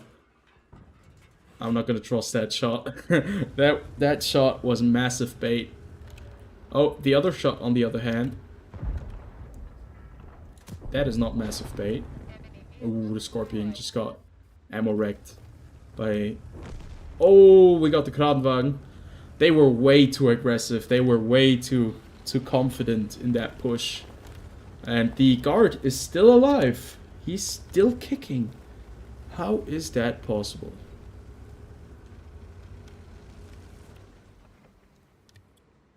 This E4 is just out in the open. Okay, you know what? I'm gonna help out the guard. I can't. I just can't look at the poor guy over there in the corner. Trying his best. The Leo 1, you know what? He might be a potential... there's no way to breach into it. But we might have a way to shoot over this ridge. No, we don't. This little wall.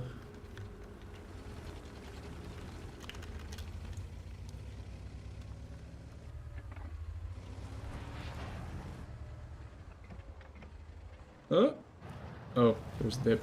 There's dip. Oh, what a lucky hit right there. Not getting decimated by that shot was definitely very lucky. Stop. No, that was not so lucky. Afterwards, that was a bit dumb. He definitely knows where I am, so I gotta be careful. I'm just gonna go around, take the long way. I still have 483 HP. That's more than enough to at least survive one more shot by the 122 TM. Other tanks, not so much. The E100 Badger could be okay, but probably not. There we go. The gun really didn't let me down on this one. Every single shot was actually a hit. That is exactly what you want to have. And now I'm in a very nice position where I can just go over here and shoot this T-33, these T-30 for free. If he stays on, like, outside of the tunnel. But since we do know where the entirety of the enemy team is, I think it's fine. We can just go over here and we can just start mauling this T-30. Put 2 into him, keep 1 shot. Now we can reload. We can move down here, hopefully not die. And put some pressure on the Yak Tiger and the Badger and the E100. This tank also is not supposed to be a tier 8 in the term of at least gun. Turret armor is very strong as well. Hull armor is okay. It's quite weak. But having like this auto reloading mechanic is quite brutal at tier 8 especially. Oh no, you don't. But the E100 is either he's still looking at us. He did fire. Look at that. Damaging an E100 in a tier 8 all casually like that. Okay, that JT is preoccupied. So we can eat him up. There we go. And only 1 more tank remaining. This was a great turnaround. Now, this game would have been a great game to show off in a replay. Because I think that it didn't start off very well. The team stayed in the corner for quite a while. And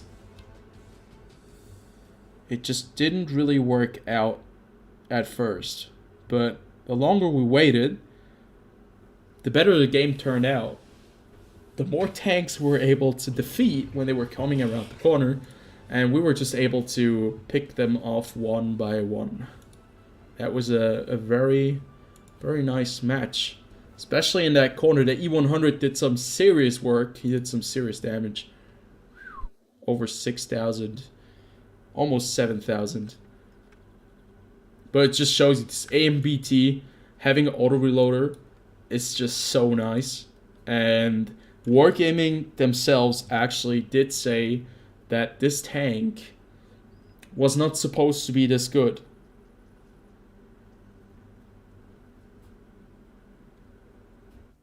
That as the thing is, when I think about it, the guard. Oh, actually, wait, what? That is such a disgusting. That's such an ugly skin. No, thank you. Yeah, the guard. The guard was in a perfect position.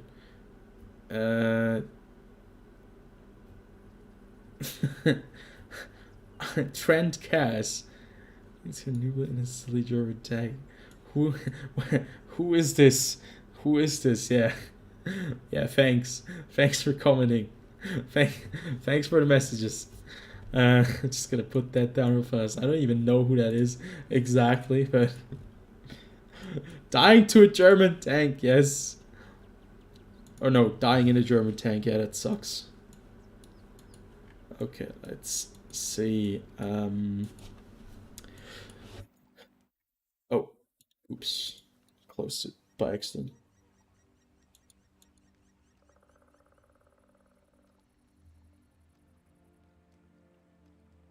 You know what? We can play Kidovets. I think it's time to take out my toy and enjoy it a little bit because sometimes I feel bad when I play my like super Russian heavy tanks because they're not very fair if you know a little bit about the game and you can get yourselves into positions that are kind of uncomfortable. But I think the Kidovets is a tank that you can take care of if you know the weak spots. This is a tank that you really do know the weak spots, or you just need to have enough pen on the tank, and you can deal with it. But yeah, sometimes you just gotta learn a bit about weak spots, and I think that would be definitely the best way to get World of Tanks back into its glory days, to get some weak spots onto the tanks again.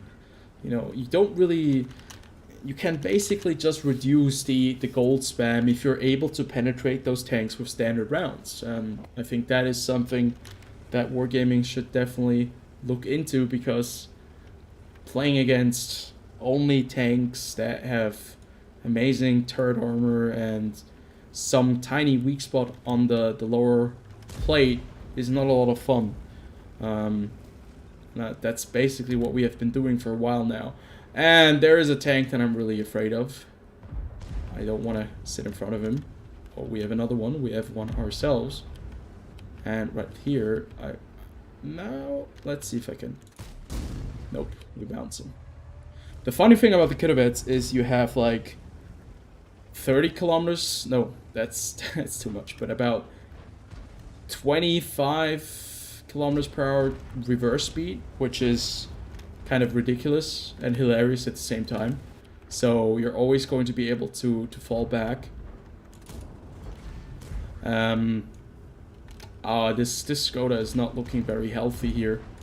He needs to fall back and just hide. That's probably the best thing he can do. Don't stick right next to me, buddy. You're gonna die if you're right next to me, I swear. Yeah, you can't just fire at Soviet armor like that. He can though. He can. He just missed point blank range. I'm not complaining. I'm not complaining. Now let's take a look at this T-28. Look at that. Who needs accuracy when he has Soviet steel and the hand of Stalin guiding you?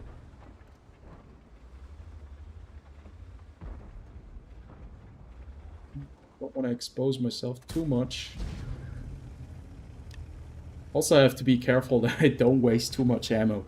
In case that this becomes a very long, drawn-out game where I need a lot of shots. I don't want to spend too many credits as well. Next pen. Like, this cupola game is, yeah, that's basically the standard of World of Tanks nowadays.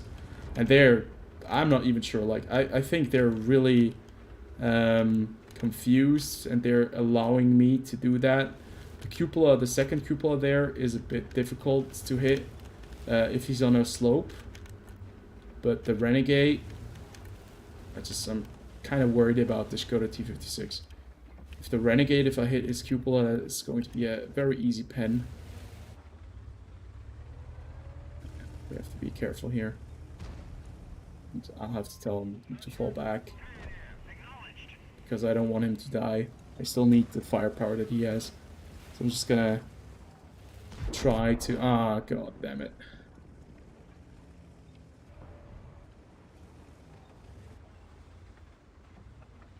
But at least... Ah, that was a bad shot. I shouldn't have taken that shot.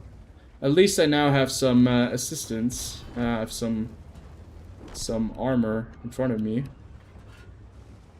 But I also have a very different problem now. Which is called... 5 tanks in front of me. Oh boy. Oh, they don't know the weak spot of this tank. Oh.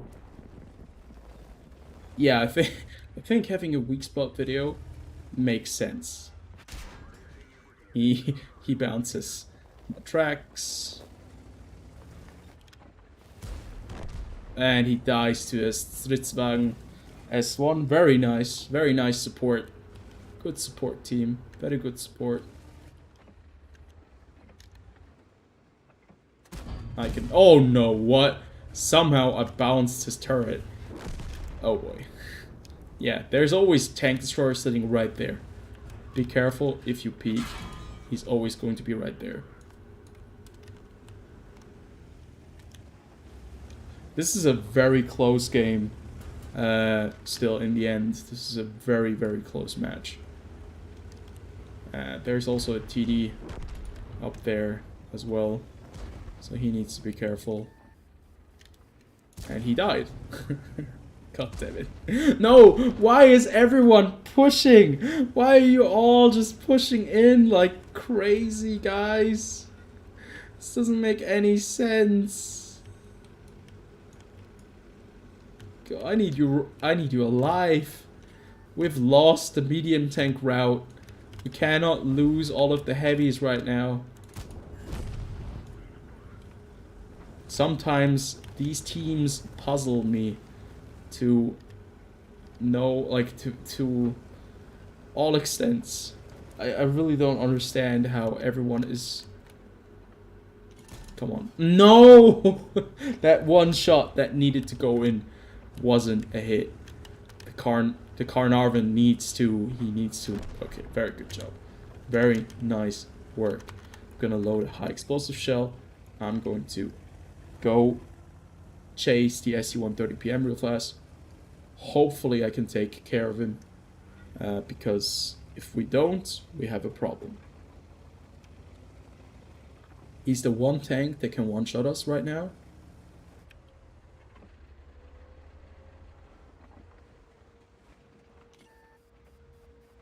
Oh no, I don't have the gun depression. I should have fired. I should have fired.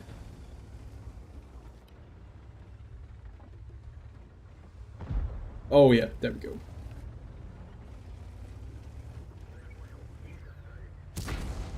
Oh no, I didn't pen him. There we go. that was kind of dumb. We did take 152 HP worth of damage, but that's okay.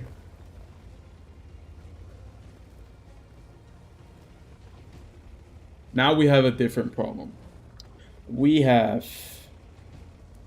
an enemy team that pushes into our cap instead of sitting back and lighting us from safe distance. This doesn't make any sense. This is really bad. Why would they push? Why would they push out and allow us to actually spot them? Yeah, I'm just gonna go for the cap. There's not a lot of cover there, but I think I should be doing fine if I go to the side. But yeah, this was like my team, like my team started throwing as soon as they started pushing that that one T28 prototype. Then it looked like they had the upper hand again.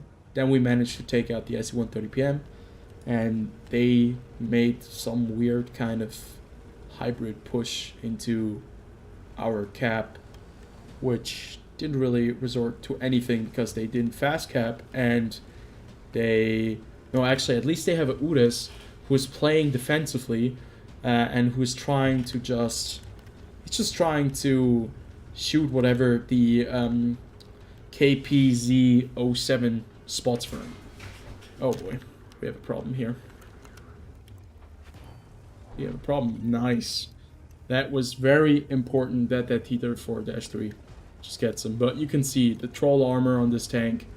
It is an Object 703 hull, so that is going to save your ass a lot of times. And it did when I was getting pushed by 4 tanks, and they weren't really able to penetrate the tank because they either didn't know the weak spot or they weren't firing enough gold to go through this tank. So yeah, Kidovets is certainly quite competitive. No, no, no, don't do it. Did he miss me?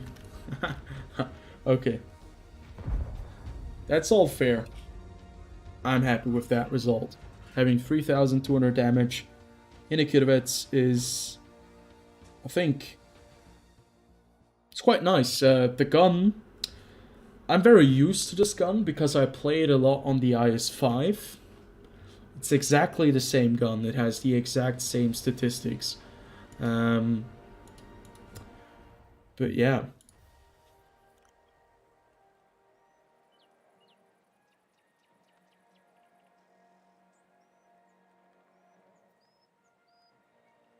That kind of reminds me of playing the IS-6. When I play the Kidovets, when you know, when a tank is just that easy to play because of the armor, you jump over to the IS-6. And then the IS-6 proves to be even worse because it has spaced armor all over the place. We're gonna be playing the IS-6 a bit differently this time around. We're not gonna be going into town. I know it sounds a bit crazy, but trust me, I think it might work. If we push with the IS-6 into the little town on the 9 and 0 line, I think we could maybe breach the medium tanks out of it, and we might just have enough armor to survive it. But I might just have a little bit of a power trip right now because I played Kidovets and I think that I'm invincible. I don't have the turbo on the IS-6 right now, but I should probably put one on it because the top speed of this thing is like 35 kilometers per hour, which used to be very, very competitive, but it just no longer very good. Like, acceleration is crap. Top speed isn't what it used to be. It's okay, but still. Used to be able to roll with the medium tanks before all of the other equipment came into the game. Yeah, the pen is horrible, the gun handling is bad, I agree, but it is the IS-6. It just works. It's the tool for, you know, the I don't even know what you call it, the caveman. You know, the cavemen that just want to beat something in.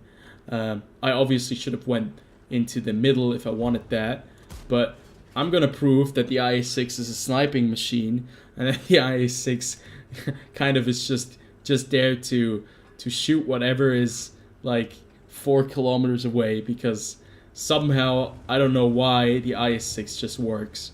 And I always enjoy the IS-6 when I play it. I don't really care if I have like a horrible game. I always have fun when I play the IS-6, and that is a pretty cool thing.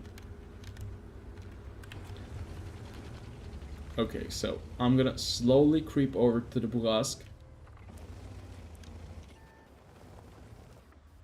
And I'm gonna put some pressure on him.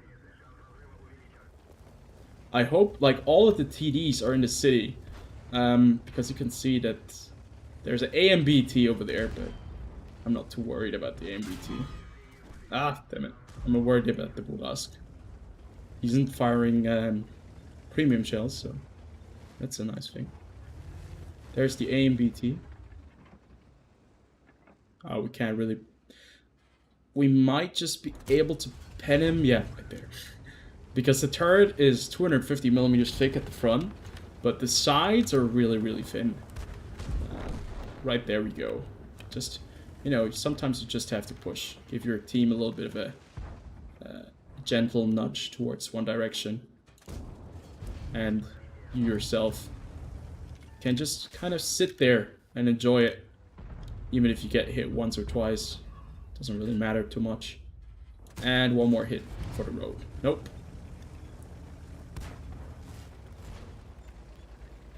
Yeah, like, whenever you have to face real tanks at tier 9, the IS-6 kind of loses its, it loses a lot of its, I don't even know what you should call it, it's glow. Let's put it like that, because it certainly lives off being able to use the armor, and if that is not possible, that is such a weird thing to do. Why is he pushing? Why is the Progetto right there? Why isn't the Progetto in another place? Yeah, now we have a bit of a problem. Ah, no. Now I have to sit in the IS-6 over here, trying to snipe. It will work. I will pen something. I'm scared of the Ferdinand because he actually can penetrate my... He can do some damage to me, but at the same time, I'm just gonna enjoy my time sitting behind this fountain, because whatever happens, I'm playing an IS-6, and the IS-6 is a lot of fun. So, the IS-3 is firing high explosive ammunition. He might have run out of ammo. And it's quite painful. But there is a SU-130PM who is a lot more painful in the back.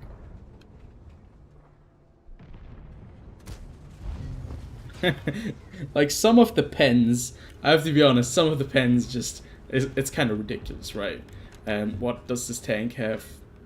Look at that, that's a kill. No, that's not a kill. We bounce a heat shell of the other vehicle right there. Oh, yeah, we're losing the game because we are not, we're not resetting. Oops, I completely forgot about that.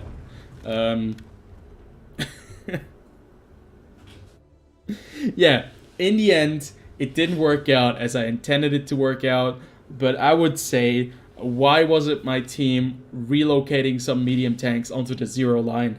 They could have just shot these guys very easily with bushes where they wouldn't have had any, you know, fear of getting lit up, but they decided to stay back. So in the end, we still managed to bounce like 3,000 worth of damage. So people still don't know where to shoot an IS-6, apparently. No, it's obviously IS-6 is it's a bit of a difficult tank to shoot every once in a while. One of the tanks that I really enjoyed playing a long time ago was the Revalorise, because for a medium tank to have 390 alpha damage at tier 8, that was a very novel feature. But nowadays, where everything is so fast, it certainly is no longer my favorite. Haven't played in a very long time though, so I have to be honest, it kind of isn't really my tank anymore.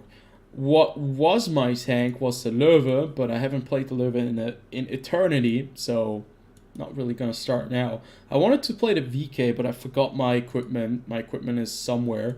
Oh, you know what? We can play the Mauerbrecher. If we're already at it, we can just play some very outdated, some very old and dumb premium tanks that don't really have a place in this game anymore, and that I would highly suggest to never buy.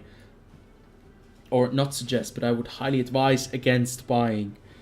Because the Mauerbrecher is just... I don't know why I bought this tank. And I do regret it. It's probably one of the premium tanks that I regret buying the most. Okay.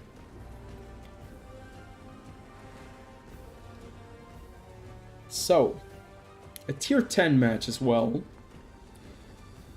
Where 1700 HP Pinata for basically the entire enemy team.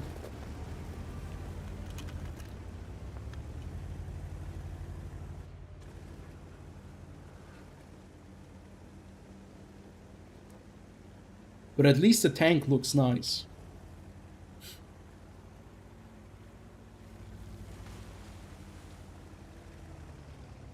It just looks a bit weird that the turret is like this far ahead of the tank. Like, why isn't it in the middle? But since it's at the front, you actually have gun depression, so I'm not going to be complaining too much about it. Like, right here, you have probably 8 degrees of gun depression, maybe even 10 degrees. So, you know, if you're on a ridgeline, maybe this is the best tank ever. Could be the case, but I highly doubt it.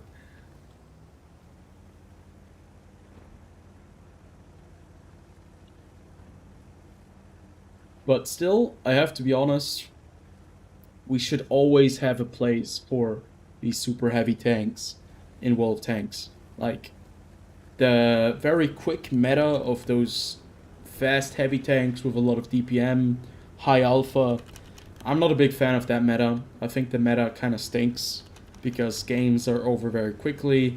Games become kind of heat slugfest, hull down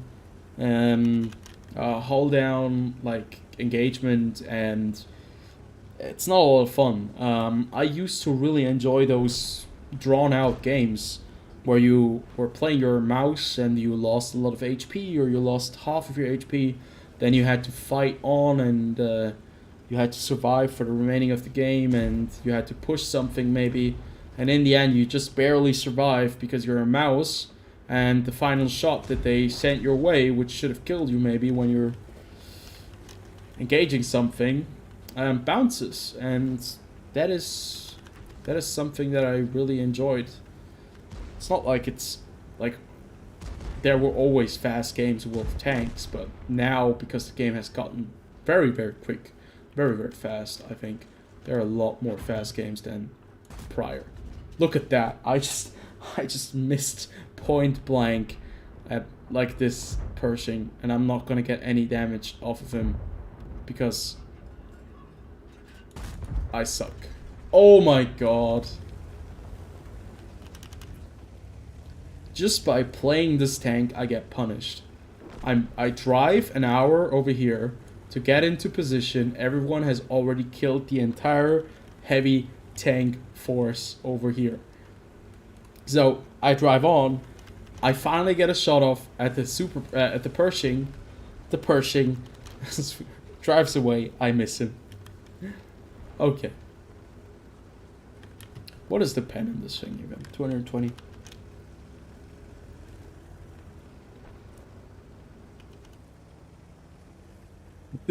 This is literally the worst. This is literally the worst premium tank in the game.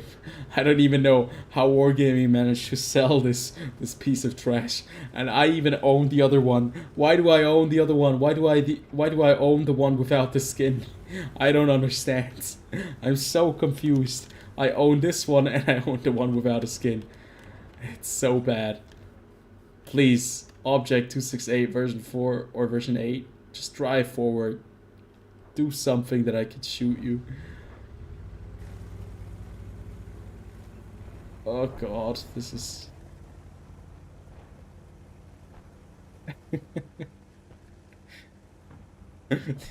This is so sad. Should I should I get turbo? Should I get the bombed turbo and put it on this tank? Do you think it's going to help? I'm not sure. I have the feeling that this tank is just not gonna get fast anytime soon.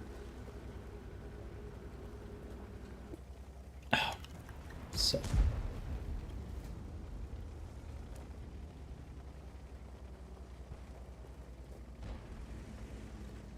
I almost made it up the hill. Almost. The more friendly tank die, the higher the chances of me getting damage. So, you know what? I am not opposed to that idea. Oh god.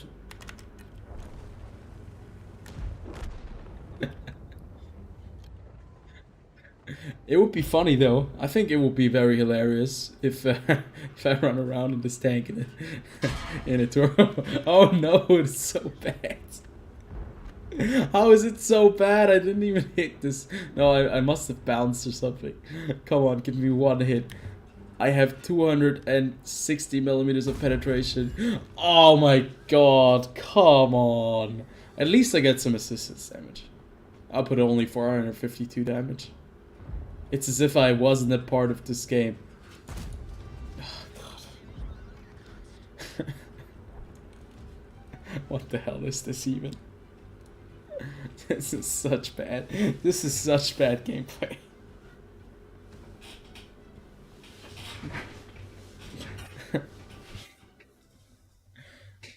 The only thing this tank can do is defend a corner or something like that, and it can't even do that correctly. Look at that. We bounced the IS-7 once, we missed him once, and I missed the Pershing once, and I bounced the Pershing. What? I didn't actually... No, wait. I bounced the shot from the Pershing. Okay, never mind. It's that way around. I did 0 damage. I came in last. I did nothing the entire game. This is peak performance. I still have the ace badge on this tank, so I don't know. I must have played it once or twice. And I really cannot recommend it. But you know what? From that tank, we move on over to the E75 TS, and then it's a very different story. Because this bad boy is actually quite competitive. And the funny thing is, if you really want to play the mouse line is actually very competitive. It is not the fastest, no, but if you play like purely on a heavy tank route, usually a mouse is very capable of handling anything that is thrown its way if you can angle correctly. But the mouse, I can tell you, the VK that you get, the VK100-01P, is actually a very good tank with the 100mm gun, the 105mm gun, I think.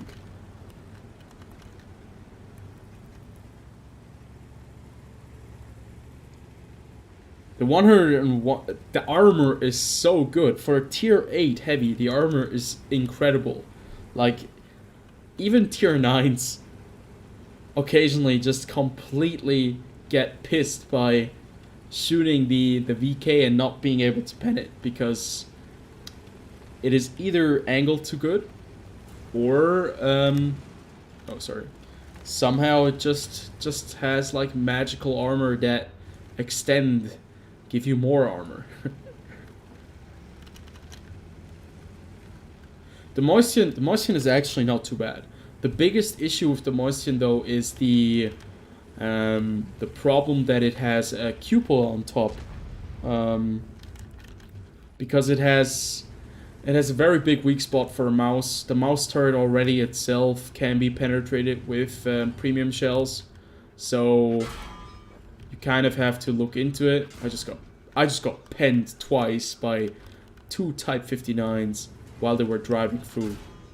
Another time, okay, what the hell just happened there?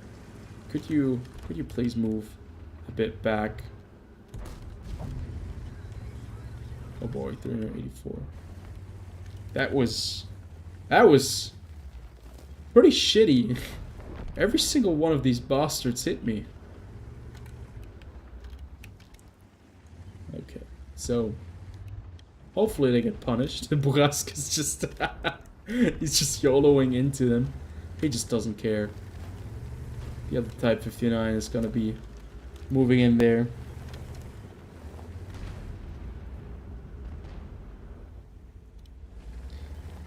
It's just these tanks are just so slow, right? The tanks are just that incredibly slow that you just wish that you would get your time back, because you're driving for so long, the flank has already fallen, everyone is already dead. You arrive there and you die a very slow and painful death because everyone is dead and you get no support. I think that's one of the worst things about the mouse tanks in general. Okay, maybe I should not sit out in the open, even with a Jagdtiger 88. I know.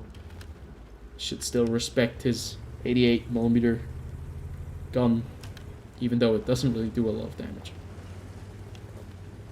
I really want to put some respect on the Indian Panzer though, but at the same time I don't feel like getting penned by anything else. Drive! Get to cover! Okay, now we have a bit of a problem, and that problem is that we didn't go ice road, because I like to go with the other heavies, go over here, and now ice road is about to fail. And you know what? We have a Somwa with an Indian with an EBR. I'm gonna assist this T26E5, because if I don't go, he's gonna be all by himself over there. Even if it's just the EBR, we can clean up from behind, and then we can put some pressure on you guys. So we're gonna do it exactly like that, and hope that it might work out in our favor. There is a Scorpion. It is a Scorpion G, so I have to keep that in mind. Yeah, any tank that drives 20 kph is going to be a pretty horrendous tank. It's not going to be a lot of fun to drive. Where is the Jagdtiger 88? Where is that guy? They have 2 EBRs?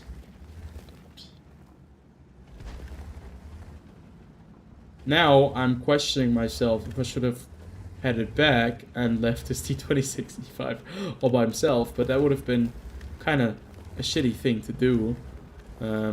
I hope that the G-Sor moves up and helps us out real fast, gives us like the a bit of a line of sight, the spotting for the Jagdtiger.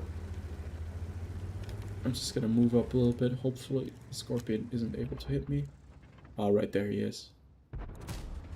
No way, I really have to fire. No, you know what, I'm just gonna shoot the lower plate.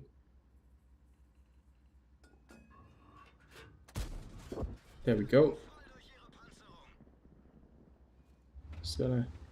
Oh, wait. Don't let him spot me. Yeah, he spotted me.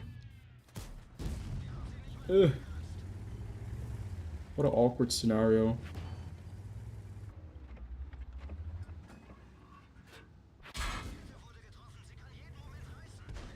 Did we just lose the G-Sor?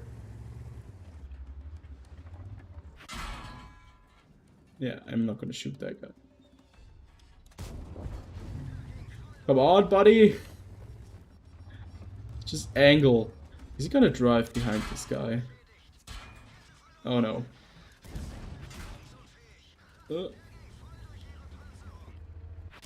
No. That was so dumb. I thought the T26E5 was gonna help me with him. No, don't drive out.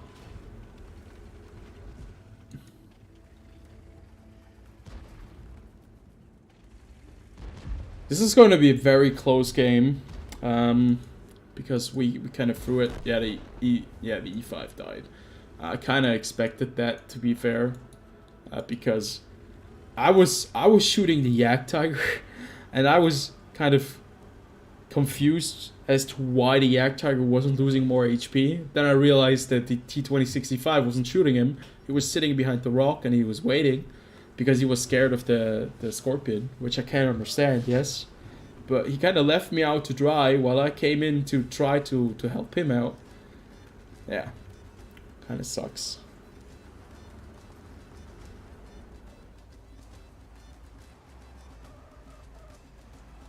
Hardening, modify config, spawliner.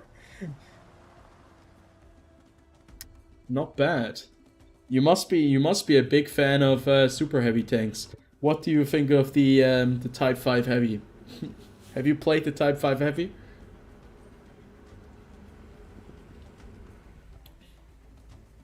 Because whenever I want to apply my Type 5 Heavy or my Type 4, I want to jump out of the window.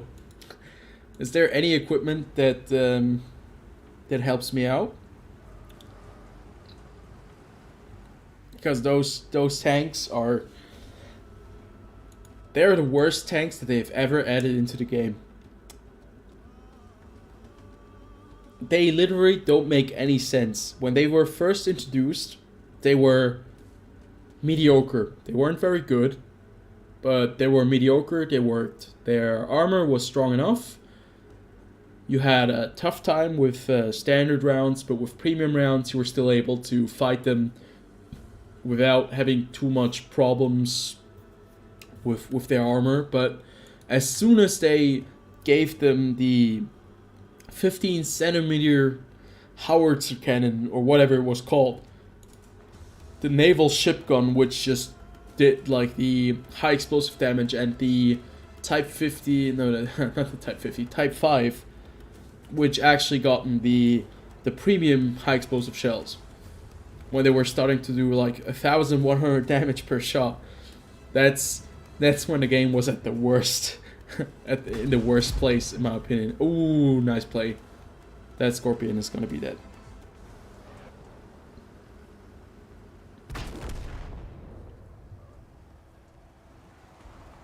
Yeah, I mean, they're quite easy to take care of now, but they were horrible when they first came out. They were kind of like, okay, at first they were mediocre, then they were extremely overpowered because of their gun. They were really annoying. They didn't have to peek anything. They could just shoot you over and over with high explosive, and because the way of how high explosive worked back then, because the game would calculate the weakest part of armor, they would just do like 600-700 damage per shot every single time, and it didn't matter if you had like 200 millimeters of armor at the front or not. And then they got nerfed into the ground, and now we have a very awkward like Type 5 and Type 4, where everyone just cuts through them with like cheese or butter, because everyone fires premium shells and they're just sitting there and they can't do nothing. Like, I don't even know. It's a really weird experience. Yeah, the E100 was my first German heavy, well, it was my first German tier 10 heavy tank. I started with the T30 when the T30 was the American tier 10 heavy tank, before they actually switched it over to the T110e5 and made it a tier 9 tank destroyer. And that was quite fun. When the T30 at tier 10 had the biggest gun in the game, with a 155mm gun, you just had like the biggest cannon for a heavy, and it was a lot of fun. What wasn't a lot of fun was the T-34 heavy tank that used to be the tier 9 heavy vehicle, and it was one of the worst things ever. In stock, it was slow. It was like one of the slowest tanks in the game, and it had a 90mm gun, that was pretty horrible. That was not a very enjoyable situation.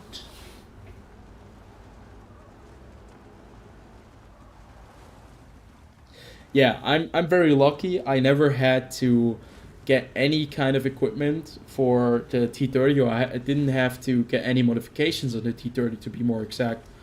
I always had it fully um, modified, and it always was a great tank for me. I just haven't played it since they made it into a tier 9 tank destroyer. So I haven't played my T30 in about, it must be 10 years now. I haven't played my T30 in 10 years. I think the last time I played my T30 is probably on video, on my channel somewhere, in the year 2012 or 13, because I still made a lot of videos on the T30 because I thought it was such a cool tank. There's also a video where it was a tier 10, where it still was the tier 10 heavy, and those clips are still like great. The mic quality of those videos, horrible. Definitely definitely just mute it. Also, the game sounds terrible. Like, the game sounds like God. Sounds horrible. Like the older versions.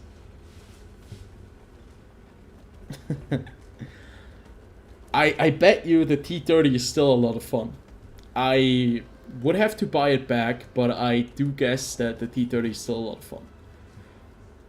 Can we just real fast talk about the fact that this little French wheelie boy is the only one doing anything in our team? Like, the Somo SM and the G-Sword basically just left him all by himself, and they just waited so long until they started to move. We should in no way should we lose this game with 2 auto-loading tanks. But I have the feeling that the Somo is going to be able to do it.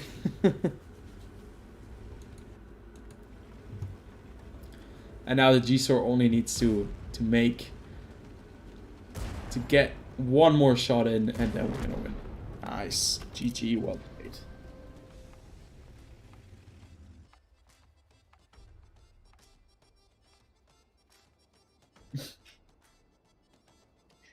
$6,500 damage in the links. Yeah, that's pretty good. That is a pretty good game.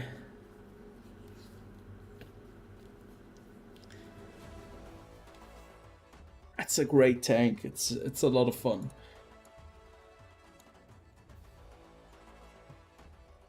You know, I only own one wheeled tank at tier 8, and it's probably one of the worst ones in the game.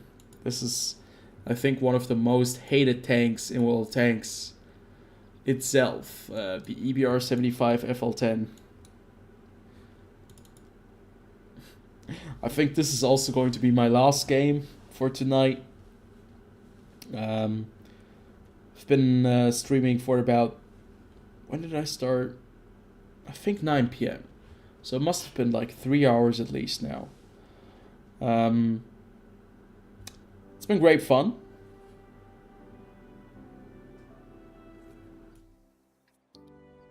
And we definitely did talk about the Battlepass. Oh god. Guys.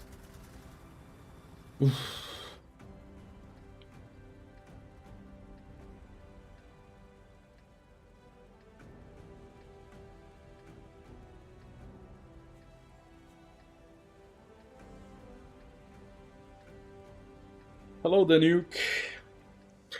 You're just catching like the end of the stream, where I'm playing pretty disgusting tanks. At least one very disgusting tank, in the EBR-75 FL10, and I'm just gonna see if I can spot something in the middle. Gonna be a bit reckless here. Oh, right there, we passed each other. Very nice.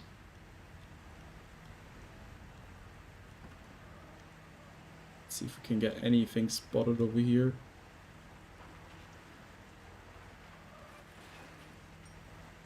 Really not looking forward to engaging this EBR FL10. This is going to be a this is going to be a very awkward engagement. We're gonna try to spot each other, get 1 or 2 shots in. Yeah, this is going to be a VOD, so it's going to be uploaded directly onto the channel after the live stream ends. It's going to be right there. So if you want to catch up with the the remaining 3 hours or the last 3 hours, you can basically watch the entire thing if you really want to do that. But sure.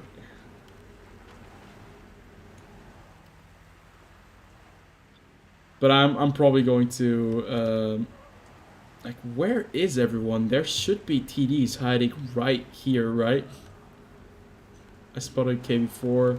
There's a TD. There's a TS5. Oh yeah, let's get out of here. I don't want to get shot by these guys. Oh no, there's a rock. There's a rock.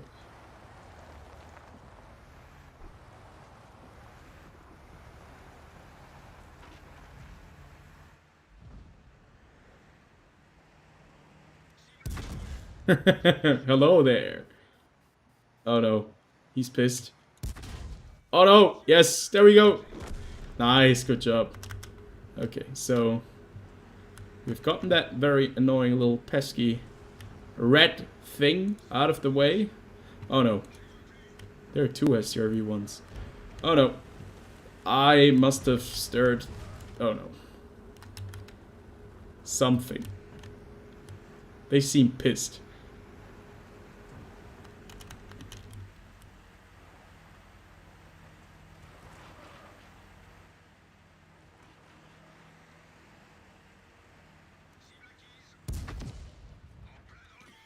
Oh boy.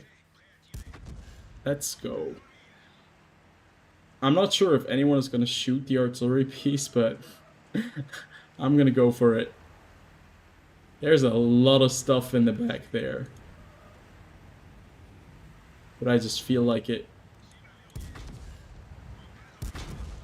Oh no! I just crashed right into a Stritzwagen S1. Oh no, I'm so dead. That was so dumb. And I got hit by the artillery. Okay, you know what? That was definitely karma for playing the EBR 75. That was certainly karma.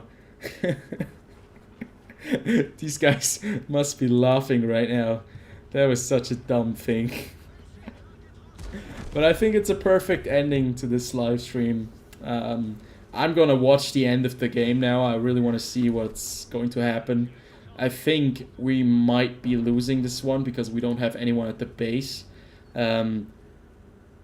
If I would have survived that, I think I would have been able to keep these tank destroyers occupied, but I just ran straight into that Stritzwagen. That was quite dumb. I'm not sure if he did it on purpose. If he did it on purpose, that was a genius move, because he basically just got like free 800 damage for maybe, I don't even know, for maybe like 200 damage received. So pretty good exchange. I do have faith in my team though. I have faith in them. They can do it. They just need to focus. Come on guys, you can focus up. You got this.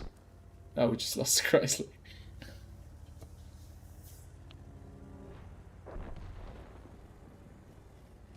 You have Spalliner on the EBR and hardening.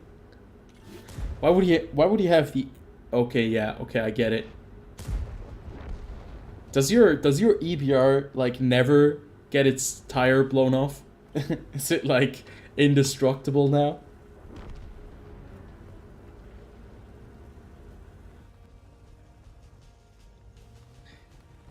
Yeah, I just thought like, okay, if you have all of that stuff, your tank must be running all the time. Like it really doesn't have any downtime. It must be just rushing through any any enemy defense, only having to refuel every once in a while. Oh god.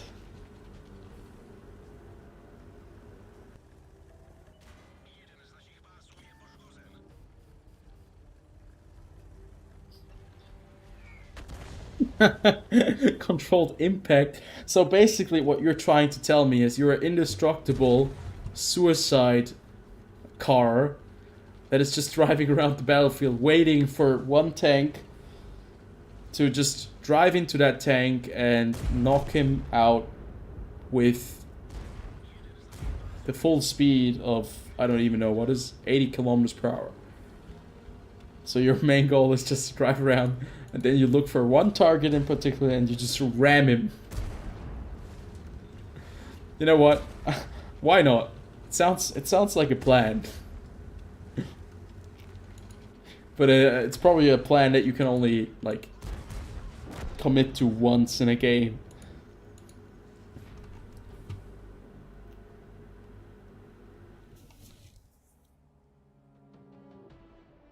Ugh. But yeah.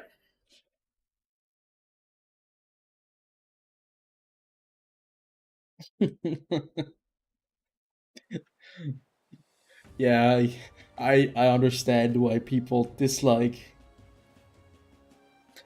I understand why people dislike real tanks. I'm not entirely fond of them myself, but they do have a little bit of fun about them. Definitely, they are they are quite funny. So yeah, I think this concludes the stream for today. Thank you for everyone who has tuned in and been a part of the stream. It's been fun. Hopefully, I was able to talk a little bit about the um, yeah the battle pass. And if you have any questions and so forth, just write them in the comment section below. And I see you guys on the next one. Until then, have a great evening or great morning or afternoon wherever you are. And I'll see you guys on the next video. Until then, have a good one.